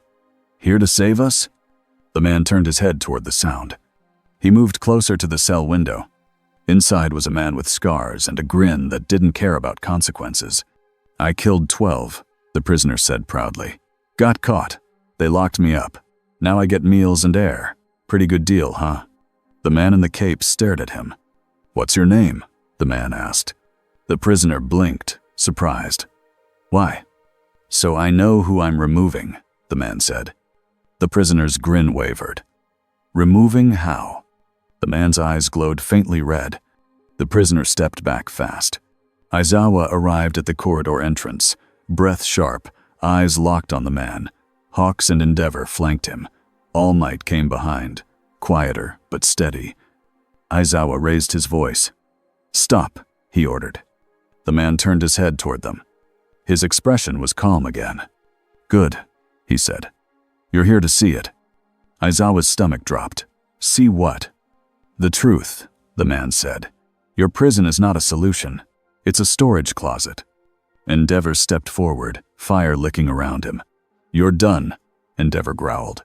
"You don't touch prisoners." The man stared at Endeavor. "Your fire is loud," he said, "but your system is louder." Hawks forced a bright tone. "Okay, we're in the super awkward prison tour part. Let's take it down a notch." The man's gaze slid to Hawks. "Your name," he said, almost annoyed again, "is still a problem." Hawks blinked. "We are in a maximum security prison, and you're bullying my branding?" A prisoner laughed from a cell. Another prisoner banged the door, shouting insults. The man in the cape didn't look at them. He looked at the heroes. "I'm not here to argue," he said. "I'm here to end the cycle." All Might stepped forward, voice calm but stronger now. "You can't build peace by destroying justice," All Might said. The man's eyes narrowed. "Justice?" he repeated. "This is not justice. This is delay." Aizawa's voice went cold. "If you kill anyone here," he said, "you become our enemy for real." The man stared at him like he was weighing the threat. Then, slowly, he turned away from the cell window. He floated up a little and looked down the corridor. "Then watch," he said. The lights flickered. Not because of him. Because the prison system suddenly screamed with warnings. The loudspeakers blared. "Breach, lower level, warp signature detected." Aizawa's blood turned cold. Hawk's feathers rose fully. "No," Hawks whispered. "Now." Endeavor's flames surged. "They're here," he snapped. The man in the cape didn't look surprised. He looked satisfied. "Of course," he said. "They can smell weakness." Aizawa's eyes narrowed. "You knew," Aizawa said. The man turned his head. "I predicted," he corrected. Then the corridor shook. A deep boom rolled through the concrete like a fist hitting the foundation. The prisoners began to shout. Some laughed. Some screamed. Aizawa's scarf snapped out. "Move," he ordered the heroes. "Contain the breach and keep prisoners locked down." Hawks shot ahead, fast. Endeavor moved like a burning tank. Aizawa followed, eyes sharp, mind running through worst-case maps. All Might stayed near the man in the cape, watching him. The man hovered a moment longer, listening. Then he vanished down the corridor in a blur. Aizawa swore under his breath. "He's going to the breach," Hawk's voice crackled over comms. "He's already there." Aizawa's jaw clenched. "Then we run damage control around a god," he muttered. The lower levels of Tartarus were built like a maze of steel and concrete. They were also built for one assumption: threats came through doors. A portal broke that assumption. Dark mist opened in the middle of a secure hallway, swirling like spilled ink. Nomu stepped out. Not one. 5. Then more. They were heavier than the train yard ones. Thicker. Built for breaking walls. Alarms screamed. Guards fired specialized rounds meant to disrupt quirk activity. It did nothing. One guard shouted, "Fall back!" and grabbed a younger guard by the collar, yanking him out of the way as a Nomu slammed its fist into the wall. Concrete exploded. Aizawa arrived and activated his quirk, eyes burning. The Nomu didn't stop. Aizawa's throat tightened. "Still moving," he muttered. Hawks dove in, feathers slicing at joints, targeting tendons, buying seconds. Endeavor blasted flames down the hallway, forcing the Nomu to stagger back. And then the air snapped. The man in the cape hit the hallway like a hammer. He didn't land. He drove straight through a Nomu's chest. The creature's body folded around his fist like it was made of clay. The man pulled his arm out. The Nomu fell apart. Aizawa's stomach lurched. Hawks's eyes widened. Endeavor's flames wavered for a heartbeat. The man turned to the next Nomu and moved faster than a thought. He grabbed one by the head and slammed it into the floor so hard the concrete cracked in a spiderweb pattern. He didn't shout. He didn't gloat. He worked. Like this was cleaning. A guard stared, shaking. "What? Is he?" The man didn't answer the guard. He listened. His head turned slightly. "Hostages," he said. 2 levels up, 3 guards pinned, 1 prisoner loose. Aizawa's eyes narrowed. "How do you know?" The man looked at him. "I can hear them breathing," he said. Then he launched upward through the ceiling. Not by breaking it open in a messy explosion. He punched through with controlled force, creating a clean hole just wide enough to pass. Aizawa hissed. "Structure," he snapped. Endeavor shot forward, fire blasting. "I'll hold the corridor," he barked. "You, Eraser, control the prisoners." Aizawa's scarf whipped out toward a guard. "Evacuate non-combat staff," Aizawa ordered. "Lock down all cells. No heroics." Hawks's voice crackled. Warp signatures spreading. "They're opening multiple." Aizawa felt his chest tighten. "This isn't a breakout," he muttered. "This is a show." And then the loudspeaker came alive, not the prison's voice. A new voice cut through the alarms. Smooth. Amused. "Good evening," All for One said, broadcast into the prison like he was hosting a program. "To the heroes who love rules, and to the visitor who hates them." Aizawa's blood turned ice. Hawks whispered, "They hacked the system." All for One's voice continued. "I simply wanted to thank you," it said. "You brought him here for me." Endeavor snarled, "Coward." All for One laughed softly. "And you brought cameras," he said. "How helpful." Aizawa's eyes widened. "Cameras. Security feeds. Live broadcast possibilities." The man in the cape dropped back into the corridor, carrying 3 guards in one arm like they were weightless. He set them down gently, and then looked up at the nearest camera. All for One's voice purred. "So," it said, "what will you do with the monsters you keep in cages? Will you follow their law or your nature?" The prisoners screamed and banged on doors. The guards panicked. Aizawa felt the trap closing. This was not about escape. This was about forcing the man in the cape to choose, publicly. The man's eyes glowed faintly red again. Aizawa stepped toward him. "Don't," Aizawa said, voice low and hard. "That's what he wants." The man looked at him. "He wants chaos," the man said. "I want order." Aizawa's jaw clenched. "And you think you get order by killing on camera?" The man's gaze turned to the security screens on the wall. They showed breaches in other sections. Nomu smashing doors, prisoners swarming, guards falling back. Aizawa followed his gaze. If prisoners escaped, people would die. If the man slaughtered them here, hero society would crack. The man in the cape spoke, calm as ever. "I will stop the breach," he said. "Then we will talk about your cages."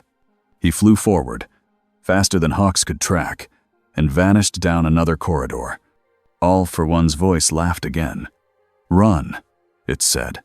"Show them what a god does when he decides there is no time for mercy." Shigaraki arrived like a nightmare slipping through a crack. A portal opened in a wide chamber, where Tartarus stored heavy doors and emergency barriers. It was a place designed to be empty. Now it wasn't. Shigaraki stepped out, hands on his body, eyes lit up with excitement. Kurogiri's mist hovered behind him, steady and quiet. Around them, Nomu filed out like trained dogs. Shigaraki inhaled deeply. "Smell that?" he said. "Old fear, old sweat. This place is a museum." Kurogiri's voice was calm. "Our objective is not full liberation," he reminded. Shigaraki clicked his tongue. I know, he said. "We're here for the show."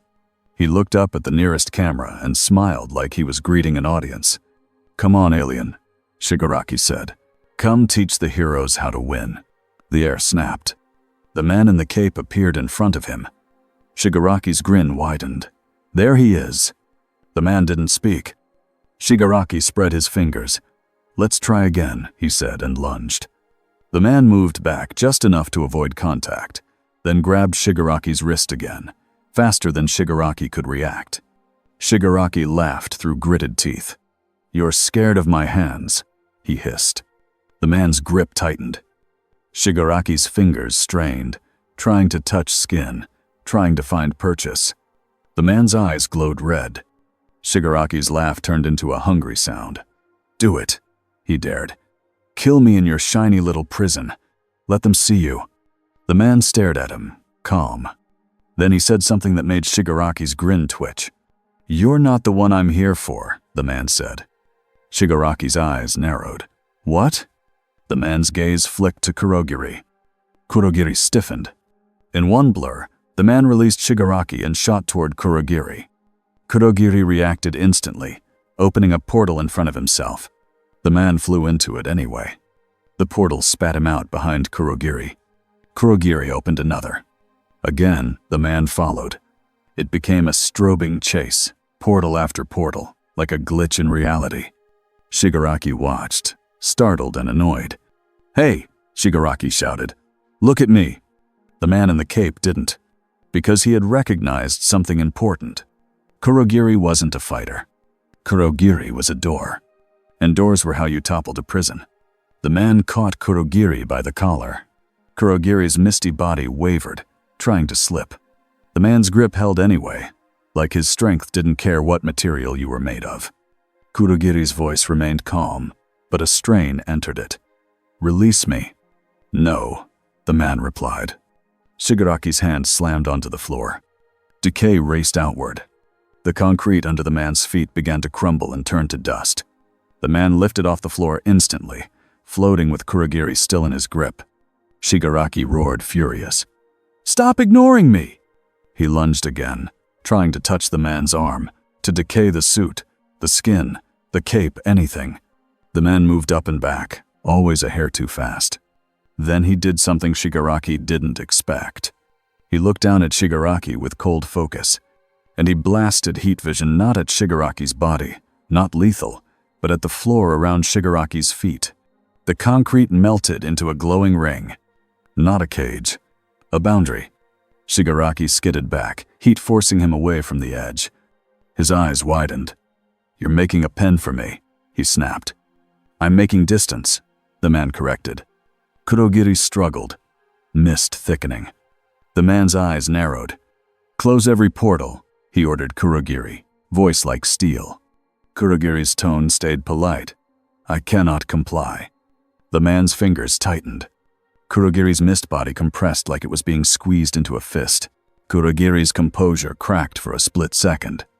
Aizawa burst into the chamber then, scarf flying, eyes locked on Shigaraki first. Hawks followed above, feathers ready. Endeavor arrived with fire roaring behind him. All Might came last, breath controlled, gaze sharp. Aizawa saw the heat ring, the collapsing floor, the portals flickering. He saw the man in the cape holding Kurogiri like a captured tool. And he realized what the man was doing. He wasn't just stopping a breakout. He was cutting off the lungs of it. Aizawa's eyes snapped to the man. "Let him go," he shouted. The man didn't look at him. "He's the key," the man said. "He's also a person," All Might said, voice firm. The man's head turned toward All Might, and for a moment, the room felt quieter. "He's a weapon," the man replied. "And so am I." Aizawa's scarf snapped out toward Shigaraki, not the man. He needed to keep Shigaraki contained. Hawk's feathers pinned Shigaraki's sleeves again, buying seconds. Endeavor blasted flame toward the portal edges, forcing heat and light into the mist. Kurogiri's voice strained now. "Tomura," he said, "we must—" The man in the cape tightened his grip again. "Enough," he said. Kurogiri's mist body compressed further. The portals flickered. Then, one by one, they died like candles being snuffed. Shigaraki's eyes widened in rage. "No," he screamed. All for One's voice crackled through the speakers again, softer now, almost pleased. "Excellent," it said. "You're learning. You're not just a hammer. You're a strategist." The man's gaze snapped to the nearest camera. "Show yourself," he said. All for One chuckled. "Not yet," it replied, "but I will leave you with a parting gift." The lights flickered again. A different section of the prison feed appeared on a screen in the chamber. A door was open. A line of prisoners ran. Guards fell back. And a child, someone's child, a visitor caught in the wrong place, was trapped behind a fallen barrier, crying. Aizawa's stomach dropped. There shouldn't be a child. All for One's voice purred. "Accidents happen," it said. "So, visitor, what will you do?" The man in the cape didn't hesitate. He released Kurogiri, dropping him like a bag, not gently, and shot out of the chamber like a missile. Hawks cursed and followed. Endeavor roared and chased. Aizawa sprinted after them, scarf snapping behind him. All Might pushed forward, refusing to be left behind. Shigaraki's scream echoed down the hall like pure hate. "This is my world," he shouted. No one answered him. The corridor where the child was trapped was collapsing. A heavy barrier had fallen. The floor beneath it was cracking from decay spreading through support lines. Guards shouted. One tried to lift the barrier and failed. Another tried to cut through and the blade snapped. The child's small hands reached through a gap. A guard screamed, "Back!" The floor. The man in the cape arrived. He didn't look at the guards first. He looked at the child. Then he reached down, grabbed the barrier with one hand, and lifted it as if it were foam. The child stumbled out, sobbing. The man caught the child gently this time, cradling them for 1 second. He handed the child to a guard. "Move," he said. The guard ran. Aizawa arrived behind, breath sharp. His eyes darted to the cracking floor. "We have to stabilize the structure," Aizawa shouted. The man in the cape looked down through the floor with that impossible vision. "Your structure is already failing," he said. Then he flew downward. Aizawa's eyes widened. "Where is he going?" Hawks landed beside him, breathing hard. "Under us," Hawks said. "He's going under the prison." Endeavor cursed. "If he destabilizes the foundation." All Might's voice was quiet but urgent. "He won't," he said. "He saved the child." Aizawa didn't look at All Might. "Saving a child doesn't mean he respects the system," Aizawa replied. Below them, deep in the foundation levels, the man moved through concrete and steel like a drill, controlled force. Clean paths. He found the decayed support line and the spreading cracks. Then he did something that made even Endeavor stare when the feed caught it. He held the whole failing section in place with his body like a living pillar. Concrete groaned against him. Steel bent. He pushed back. He used heat vision in a wide sweep, melting and re-welding support beams into a new shape. He didn't do it gently. He did it effectively. The shaking slowed. The alarms shifted tone. Stability returned. Hawks whispered almost to himself. "He's rebuilding the prison." Aizawa's jaw clenched. "He's proving he doesn't need us." The man rose back up through the floor and hovered in the corridor again, calm, not even breathing hard. Dust clung to his suit. His cape had a gray smudge where decay had touched it earlier. The edge looked older than it should. He stared at the damaged fabric for 1 second. Then he looked up at the watching cameras. All for One's voice crackled again, softer, like it was leaning close. "You saved them," it said. "Good. Now, what about the monsters still running?" The man's eyes shifted to a screen showing prisoners escaping into a service tunnel. Guards were down. Aizawa realized the choice point. If those prisoners reached the outer docks, they could take hostages, steal boats, vanish into the city. People would die. Aizawa stepped forward quickly. "We can contain them," he said. "We will." The man cut him off without raising his voice. "How many escape?" he asked, "before you admit this doesn't work." Aizawa's mouth tightened.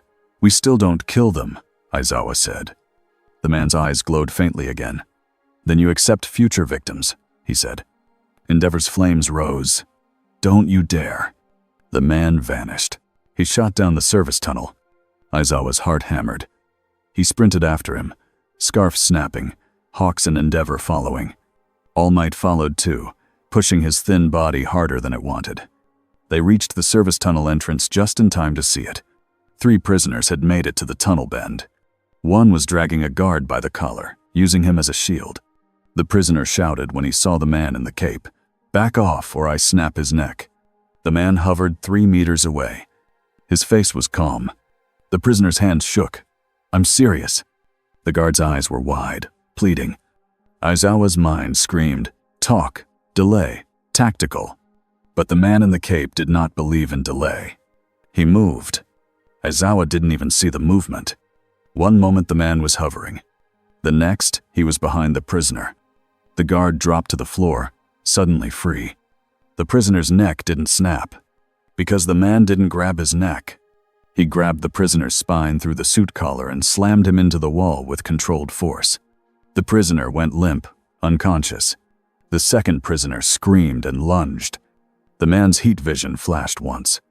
A thin line burned across the tunnel floor, cutting the space between them like a warning. Not lethal, but final. The prisoner froze. The third prisoner tried to run. The man caught him by the back of the shirt. He lifted him off the ground.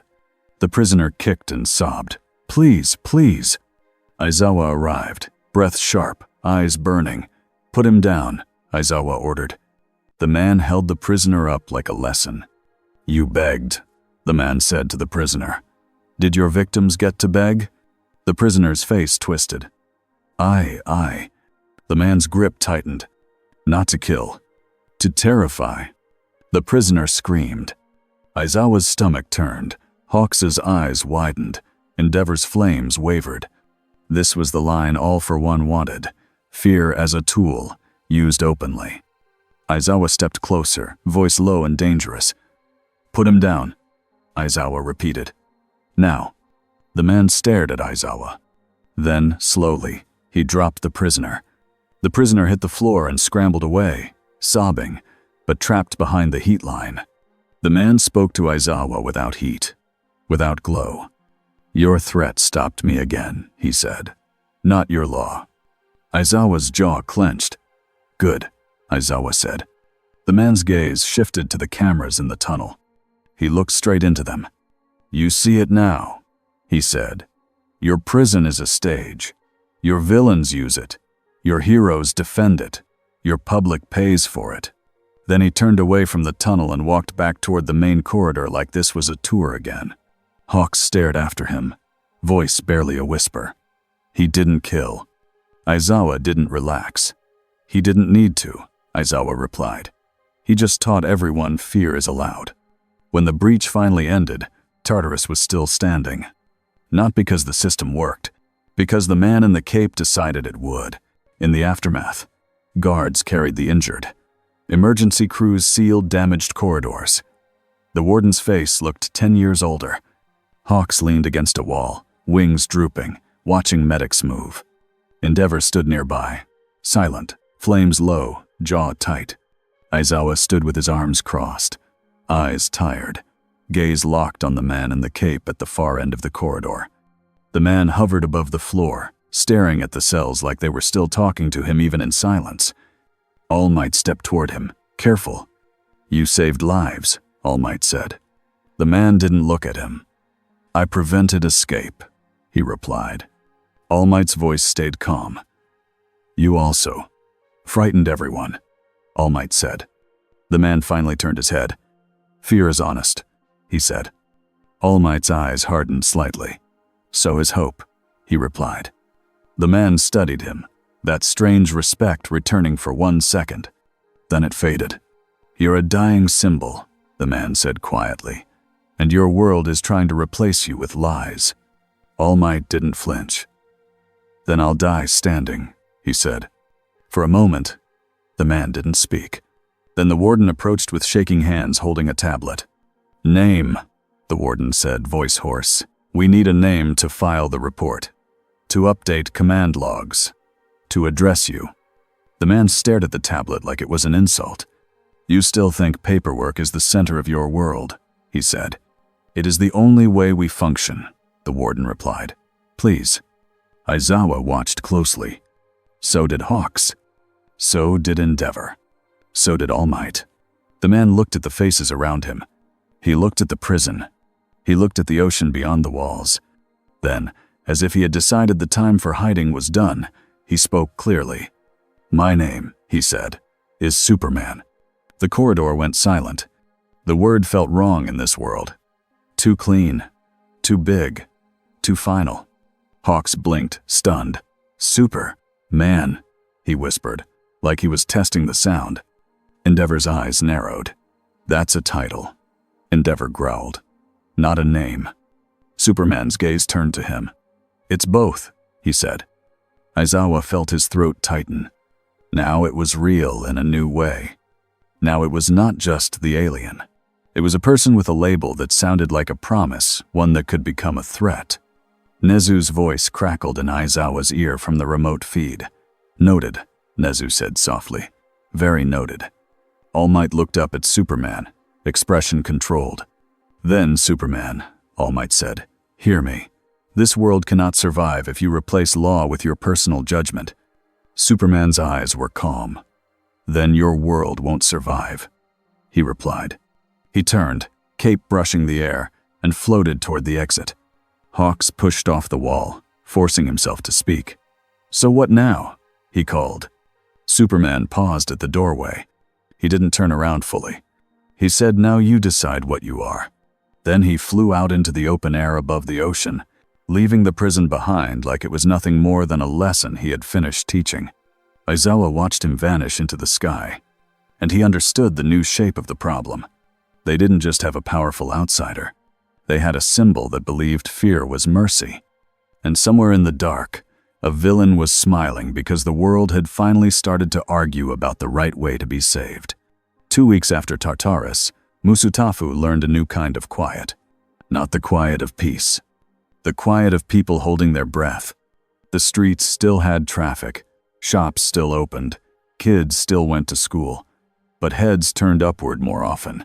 Conversations stopped mid-sentence when a shadow passed over a wall. Some people smiled when they looked up. Some people went pale. Deku felt it everywhere. He felt it in the way civilians spoke about heroes now. They did not say, "Thank you for saving us." They said, "Why didn't you stop it faster?" Or worse, "Why didn't you do what he would do?" The videos never stopped. The crater in the street, the train yard, Tartarus. The word Superman, traveling across the world like it had always been here. And now, the pattern. When a crime happened, sometimes nothing changed. The police arrived. Pro-heroes arrived. The system turned like it always had.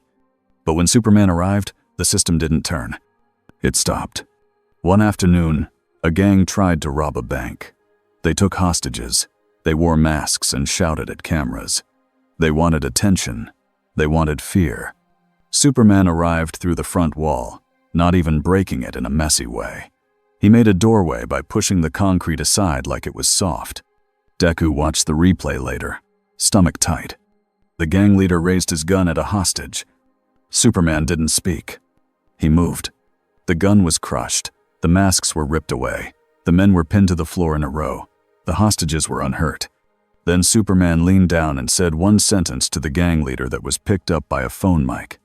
"If you do this again, I won't be kind," the gang leader cried. And a lot of the city cheered.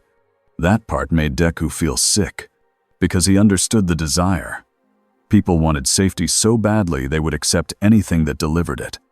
They didn't care what it did to the idea of heroism, as long as their kids got home alive. That was the real fight now. Not against Nomu. Not against Shigaraki. Against the part of society that wanted a cage, as long as it had a lock. Aizawa didn't say much about it in class. He just worked them harder. He pushed rescue drills until their arms shook.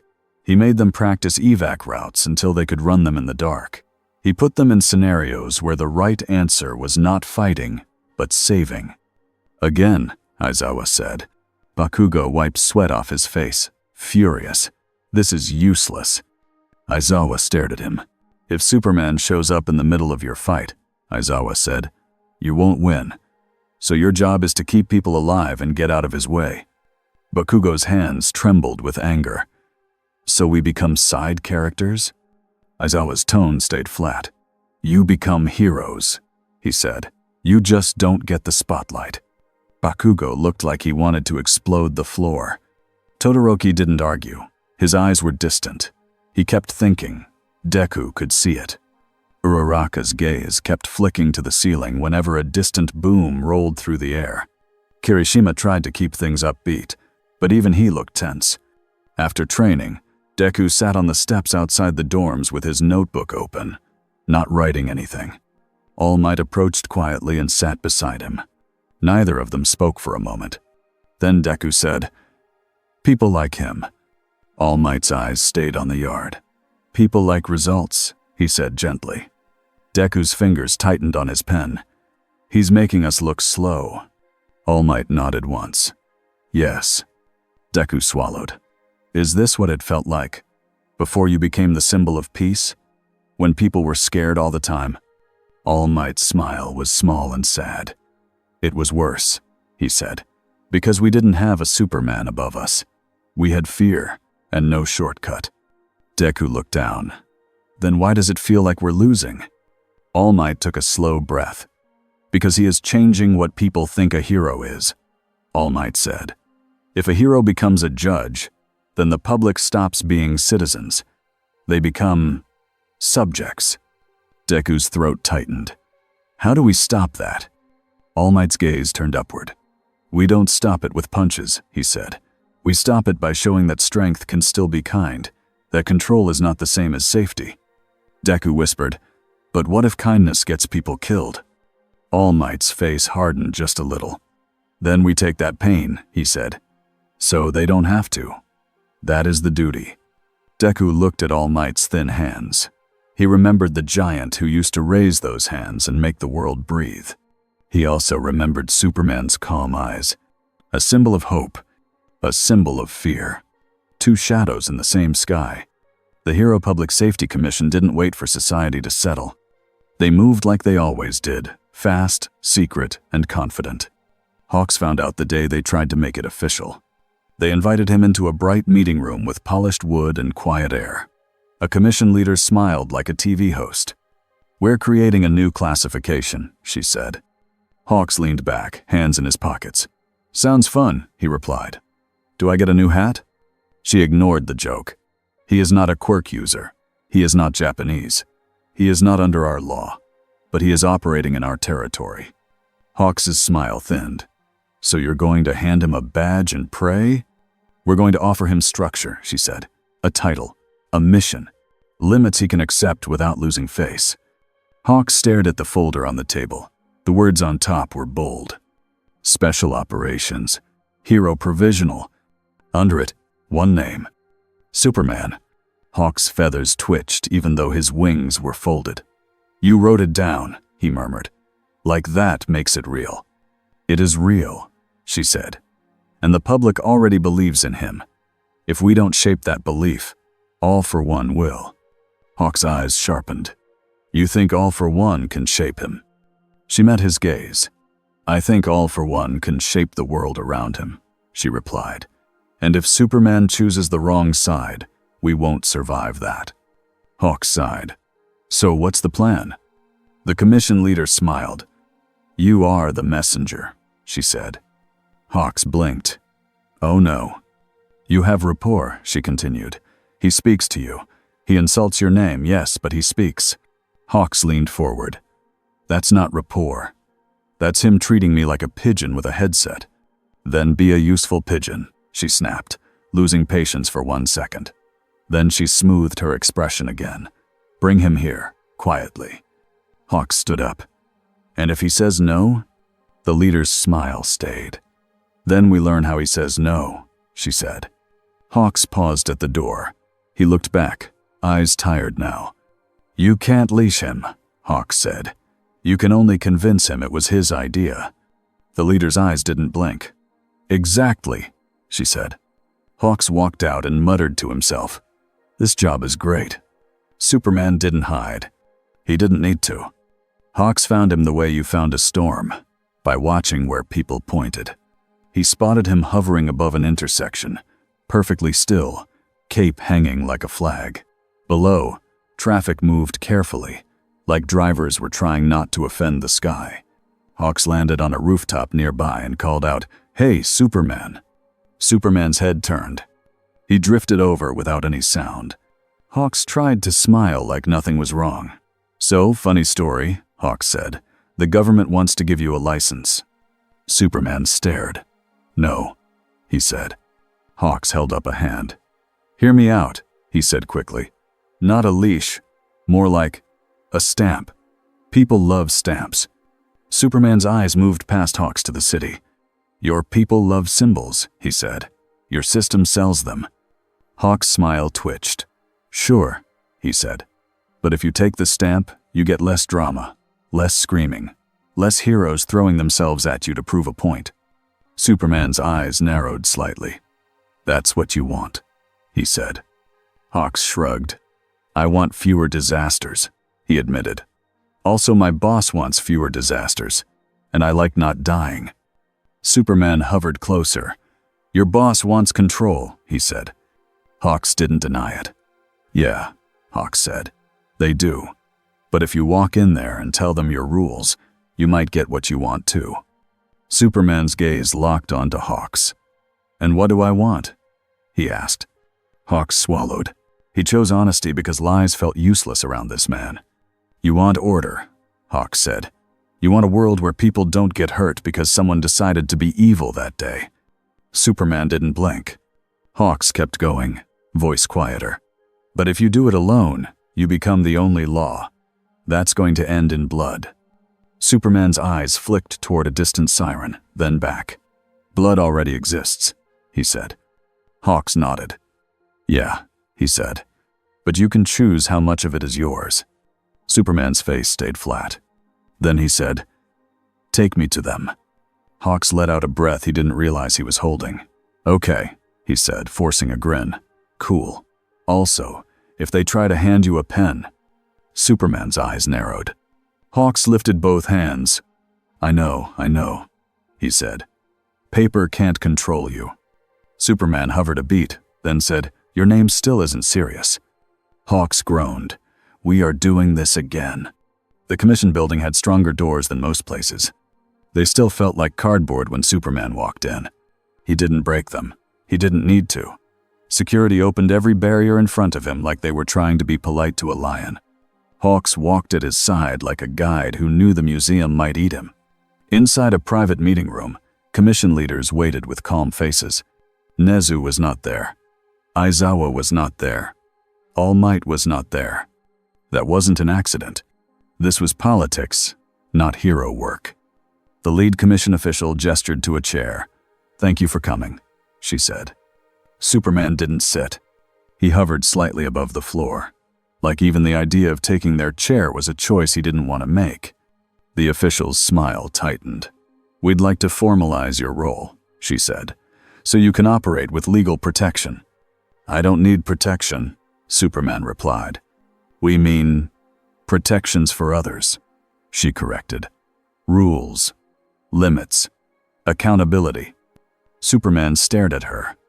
Accountability to who? He asked. To the law, she said.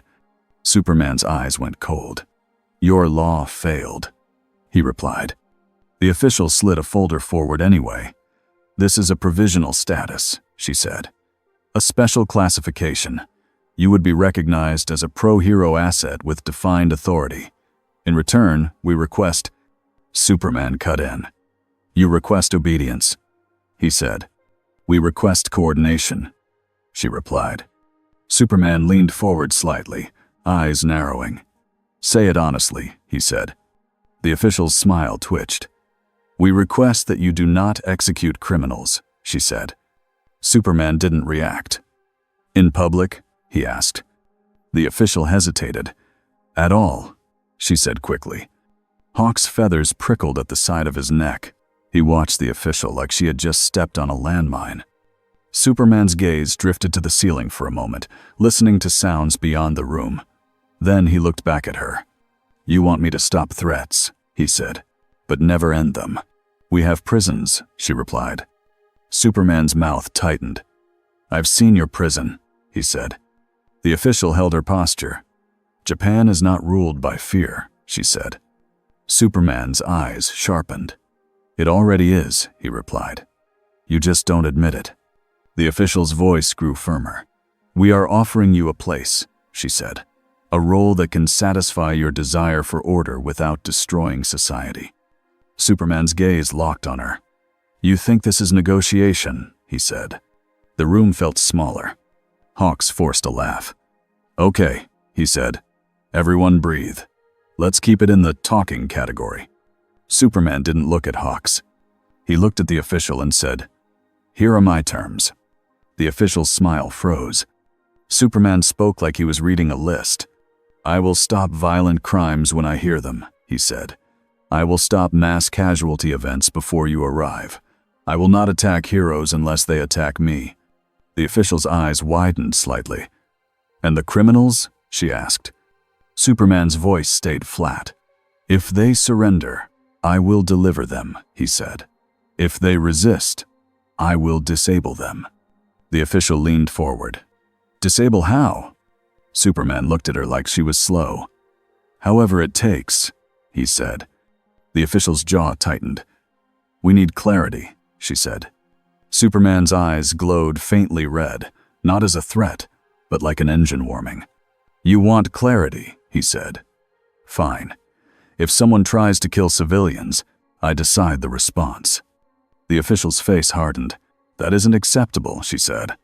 Superman's expression didn't change. "Then you don't get me," he replied. Silence. Hawks watched the commission leaders exchange glances. He could see their fear trying to hide behind professionalism. The official tried again, softer. "Superman," she said, "we can help you. Resources, intelligence, a base, support." Superman's gaze flicked to her. "You want to use me," he said. "We want a partner," she corrected. Superman's voice dropped. "You can't partner with something you're trying to control," he said. He hovered a little higher, just enough that the room felt like it had shifted. Then he said, "I will not sign your paper." He paused. "But I will follow one rule," he added. The official's eyes sharpened. "Which rule?" she asked quickly. Superman's gaze stayed on hers. "I will not kill on your streets," he said.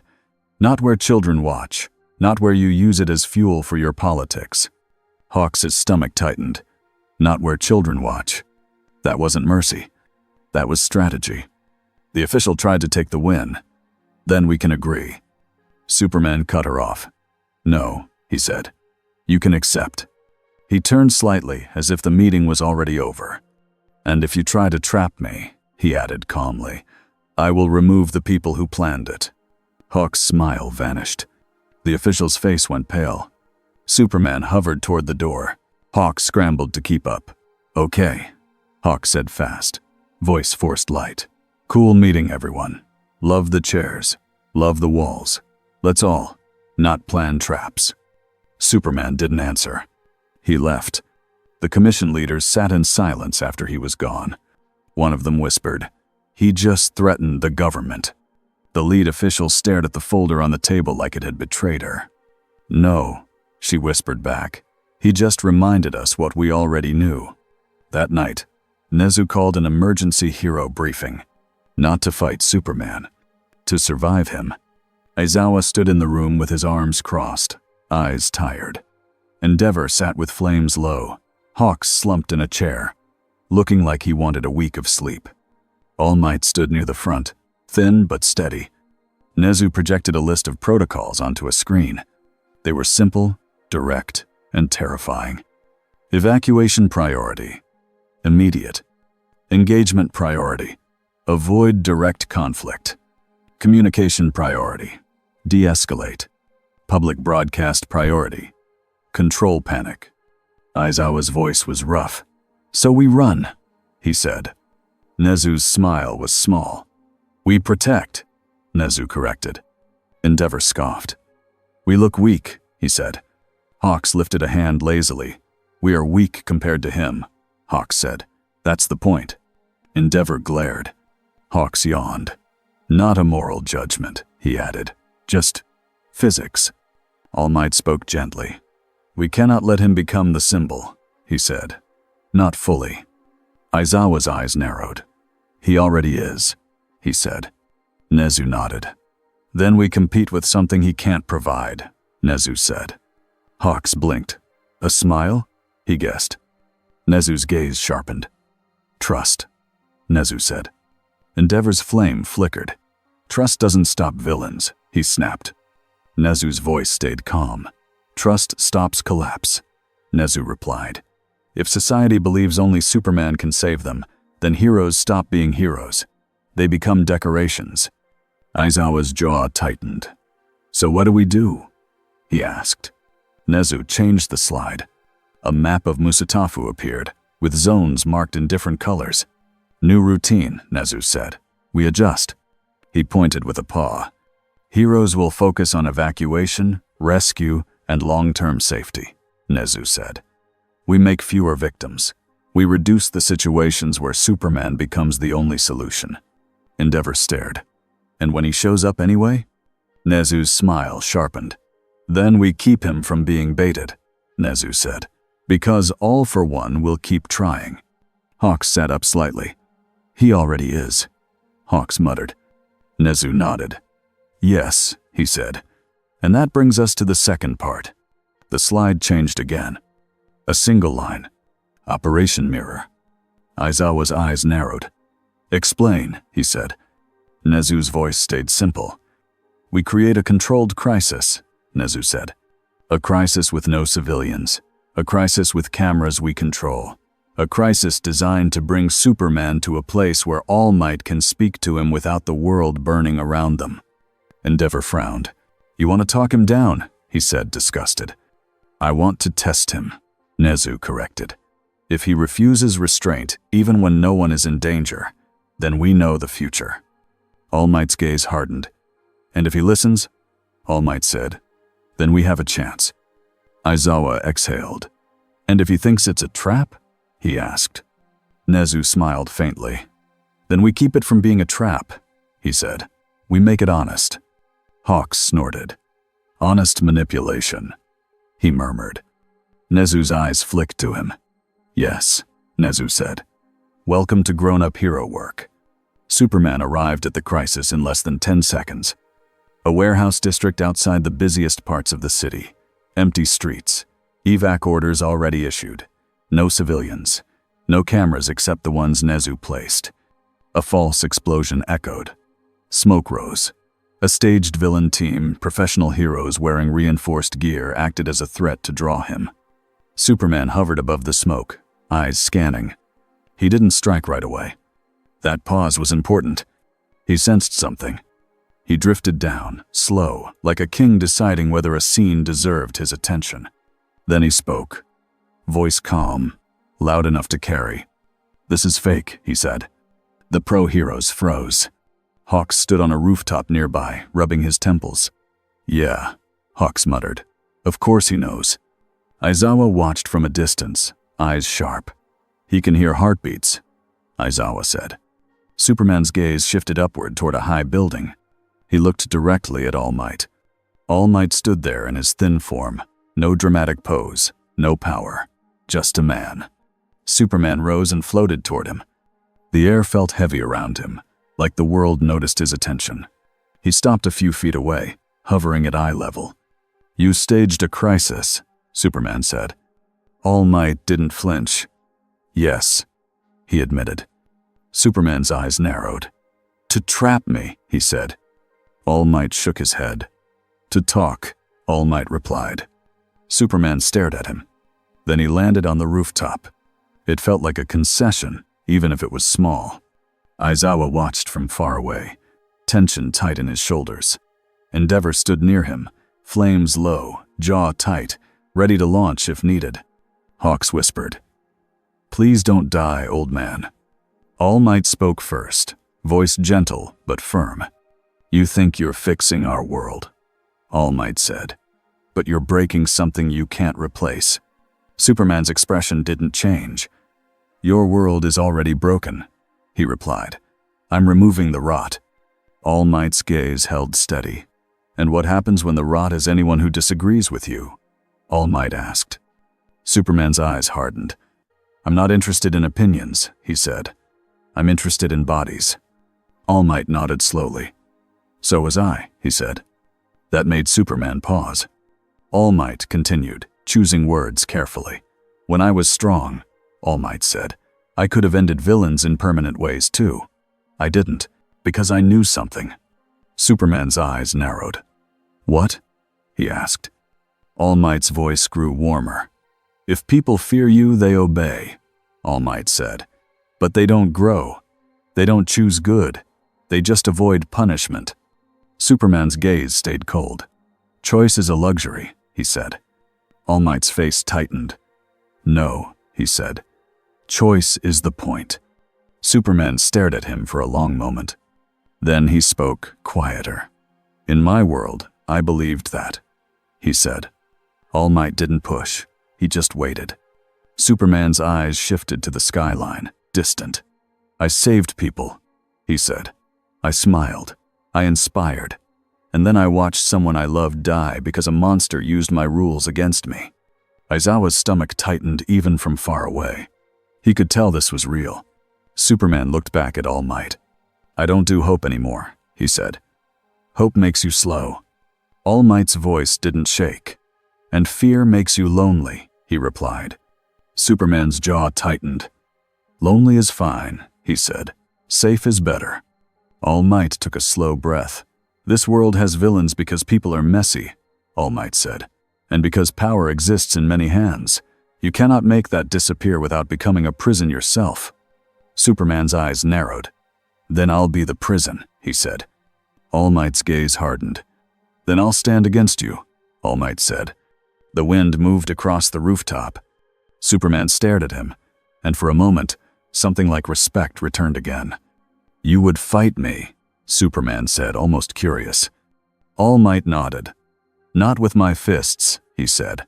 "With my values. With my students. With every hero who still believes people can be better." Superman's eyes flicked downward, toward the city. "That belief will get them killed," he said. All Might's voice grew softer. "Maybe," he admitted. "But your certainty will get something else killed." Superman looked back at him. "What?" he asked. All Might said it simply. "The future," he said. Superman didn't answer right away. Instead, he lifted his head slightly, as if listening to a sound far away. A siren. A scream. A distant incident starting. He didn't move yet.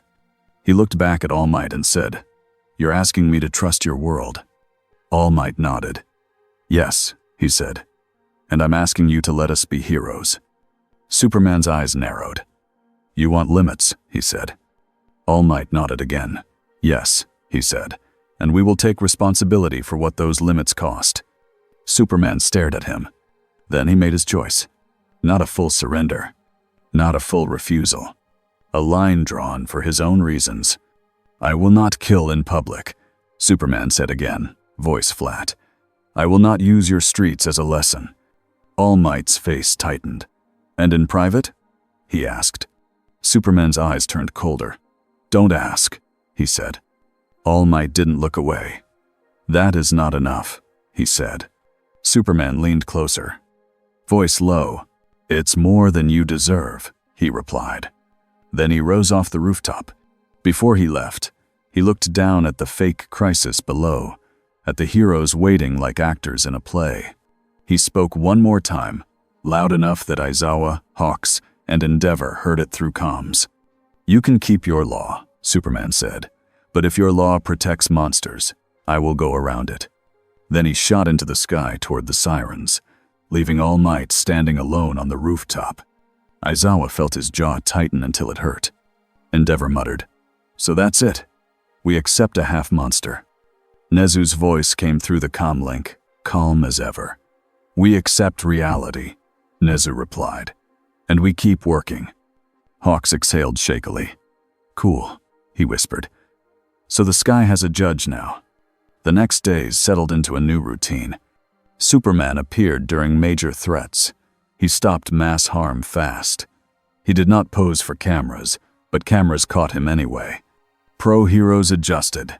They focused on what they could do that Superman could not. Rescue work, long-term prevention, community support, building trust. The commission tried to brand him. It didn't work. He ignored press requests. He ignored official ceremonies. He ignored the license folder like it was a joke that never got funny. But the commission still used his existence like a shield. "Crime is down," they said. "Public safety is improving," they said. "We are coordinating," they claimed. Aizawa watched the announcements and felt sick, because he knew the truth. Coordination meant nothing when the other side could simply leave. And Superman did leave whenever he wanted. He also started doing something that made Aizawa's skin crawl. He listened. He listened to the city like it was his personal responsibility, like it was his property. More than once, Aizawa found him hovering above UA at night. Not moving, not attacking, just watching, like a silent warning. One night, Aizawa stepped onto the roof himself, scarf around his neck, eyes tired. He looked up. Superman hovered above the school. Aizawa didn't shout. "Stop haunting my workplace," he said. Superman's head turned slightly. "You train soldiers," he replied. "I train children," Aizawa corrected. Superman stared down. "Children with weapons inside them," he said. Aizawa's jaw tightened. "We teach them restraint," he said. Superman's voice was calm. "Restraint is a choice," he replied, "and choices break under fear." Aizawa swallowed. "Then why are you here?" he asked. Superman's eyes narrowed slightly. "Because your school is the only place still trying to build something," he said. "Everyone else is just reacting." Aizawa didn't like the hint of respect in that sentence. He also didn't like that Superman might be right. Aizawa spoke carefully. "If you touch my students," he said, "I don't care what your power is, I will fight you." Superman's expression didn't change. "I know," he said. Aizawa's stomach tightened. "And?" he asked. Superman answered simply, "That's why you matter," he said. Then he rose higher and vanished into the night. Aizawa stood on the roof a long time after that, wind biting his face, wondering which was worse, that Superman could kill them, or that Superman had decided who mattered. A week later, All for One made his move again. Not with Nomu, with a message. It came through hacked screens across Musutafu for 12 seconds before the system caught it and shut it down. 12 seconds was enough. The clip showed a dark room, a chair, a calm, smiling face hidden behind shadow. All for One's voice, smooth as oil.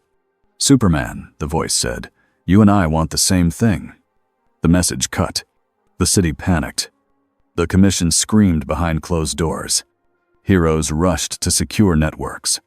And Superman, hovering above the city, stared at the nearest blank screen after it died. Hawks found him later, mid-air, like chasing a rumor. Hawks flew up and hovered at a careful distance. "So," Hawks said, forcing a smile, "you just got a hate letter from the worst villain in the country." Superman's eyes stayed on the horizon. "He wants an alliance," Superman said. Hawks's grin looked painful. "Please say no," he said. Superman glanced at him. "Of course," he said. Hawks blinked. "Of course. You say no?" Superman's face stayed flat. Of course he wants an alliance, Superman corrected. Hawks groaned. Great. That's worse. Superman's gaze went distant. He thinks I can be guided, Superman said. Hawks swallowed. Can you? He asked quietly. Superman turned his head slowly. His eyes locked on Hawks. Hawks felt the pressure of it, like standing too close to a furnace that could choose to become a sun. Superman spoke calmly. No one guides me, he said. Hawks nodded quickly. Cool, he said. Love that. Superman looked back down at the city. I will end him, Superman said. Hawks' smile fell. We don't do executions, Hawks said. Superman's voice was cold. He is not a criminal, he said. He is a war. Hawks' throat tightened. He knew All for One was a monster. He also knew what it meant if Superman decided to end him in his own way. Hawks tried one last time. If you do it your way, Hawks said, you'll prove everyone's worst fear. Superman glanced at Hawks again. Fear is honest, he repeated. Then he added something new. And honesty is clean, he said. Hawks watched him drop like a missile toward the city, heading toward the place his hearing had already found. Hawks whispered, We're not ready. And he chased after him anyway. The final shape of the new status quo arrived quietly, not with a giant battle, with a decision everyone could feel. The commission held a press briefing and announced a new emergency cooperation framework. They didn't call Superman a pro-hero. They didn't call him a villain. They called him an external ally. They tried to sound confident, but the public heard the truth under it. We can't control him. Heroes kept doing their jobs, but now, every time they looked up, they knew another hero existed above the law. Deku felt that weight in his bones. He trained harder. He studied more. And he made a promise to himself that scared him. If Superman ever crossed the wrong line in front of him, Deku would stand in the way, even if it meant losing. Because if heroes stopped standing for something, then they weren't heroes. They were just people cleaning up after someone else's judgment. Late one night, long after curfew, the dorms were quiet. Deku sat at his desk, staring at a blank page. He couldn't stop thinking about the words Superman said at Tartarus. Fear is honest. Deku whispered to himself. So is hope. He wrote it down. Then he wrote another line under it. I won't let fear be the only answer. Outside, wind moved through trees. A distant siren sounded, then cut off quickly. Deku looked up at the window. A shadow passed over the moon. He stepped closer and peered out. Superman hovered far above UA again, a small figure against the night sky, cape barely moving. Not attacking, not speaking, just present, like a new law written into the air. Deku's stomach tightened. He didn't know if Superman was guarding them, or watching them, or deciding if they were worth keeping. Deku closed the curtain slowly and sat back down. His hands shook, but he kept writing anyway. Morning at UA looked normal if you didn't listen closely. Students laughed in the hall. Teachers shouted about punctuality. Lunch menus got argued about like usual. But under the normal sounds, the school moved differently now. Students checked exits without thinking. Teachers scanned skies on instinct. Rescue drills happened twice as often. Aizawa watched his class run a disaster simulation. He didn't praise. He didn't smile. He just nodded when they did it right. Nezu approached from the side, hands behind his back, calm as ever. Your students are improving, Nezu said. Aizawa didn't look away from the field. They have to, he replied. Nezu's ears flicked. Do you think he'll stay? Nezu asked. Aizawa's jaw tightened. Yes, he said. Until he gets bored, or until someone makes him angry. Nezu hummed softly. And all for one? He asked. Aizawa's eyes narrowed. He's smiling somewhere, Aizawa said. Because the world is divided. Nezu nodded. Then we do what we can, Nezu said. We reduce division. We build trust. Aizawa finally looked at Nezu. How do you build trust under a shadow? He asked. Nezu's smile sharpened, small and real. By being consistent, he said. by showing people heroes don't disappear just because a god arrived. Aizawa looked back at the field. Deku ran past, breathing hard, helping Uraraka carry a victim dummy to safety. Todoroki created a path of ice to move stretchers. Bakugo, angry as ever, blasted rubble away from a blocked exit, not for glory, but because someone needed it done. Aizawa felt something in his chest loosen.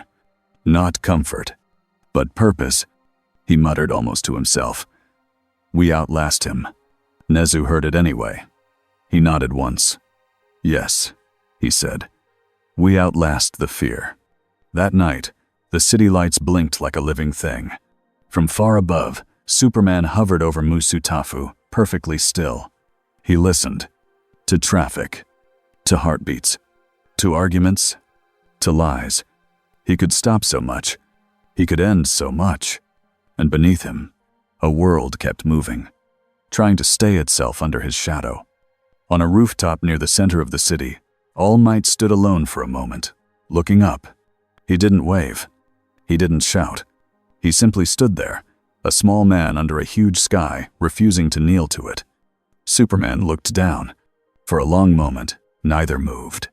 Then Superman turned his head and looked toward a distant siren, already fading as heroes arrived. He didn't rush. He waited one breath longer, like he was testing the world to see if it could function without him. Then he shot forward, fast and silent, a streak cutting through the dark. Below, in a classroom where students slept and dreamed of saving people, Deku's notebook lay open on his desk. On the page, 2 lines were written in careful ink. Hope is not fast, but it is ours.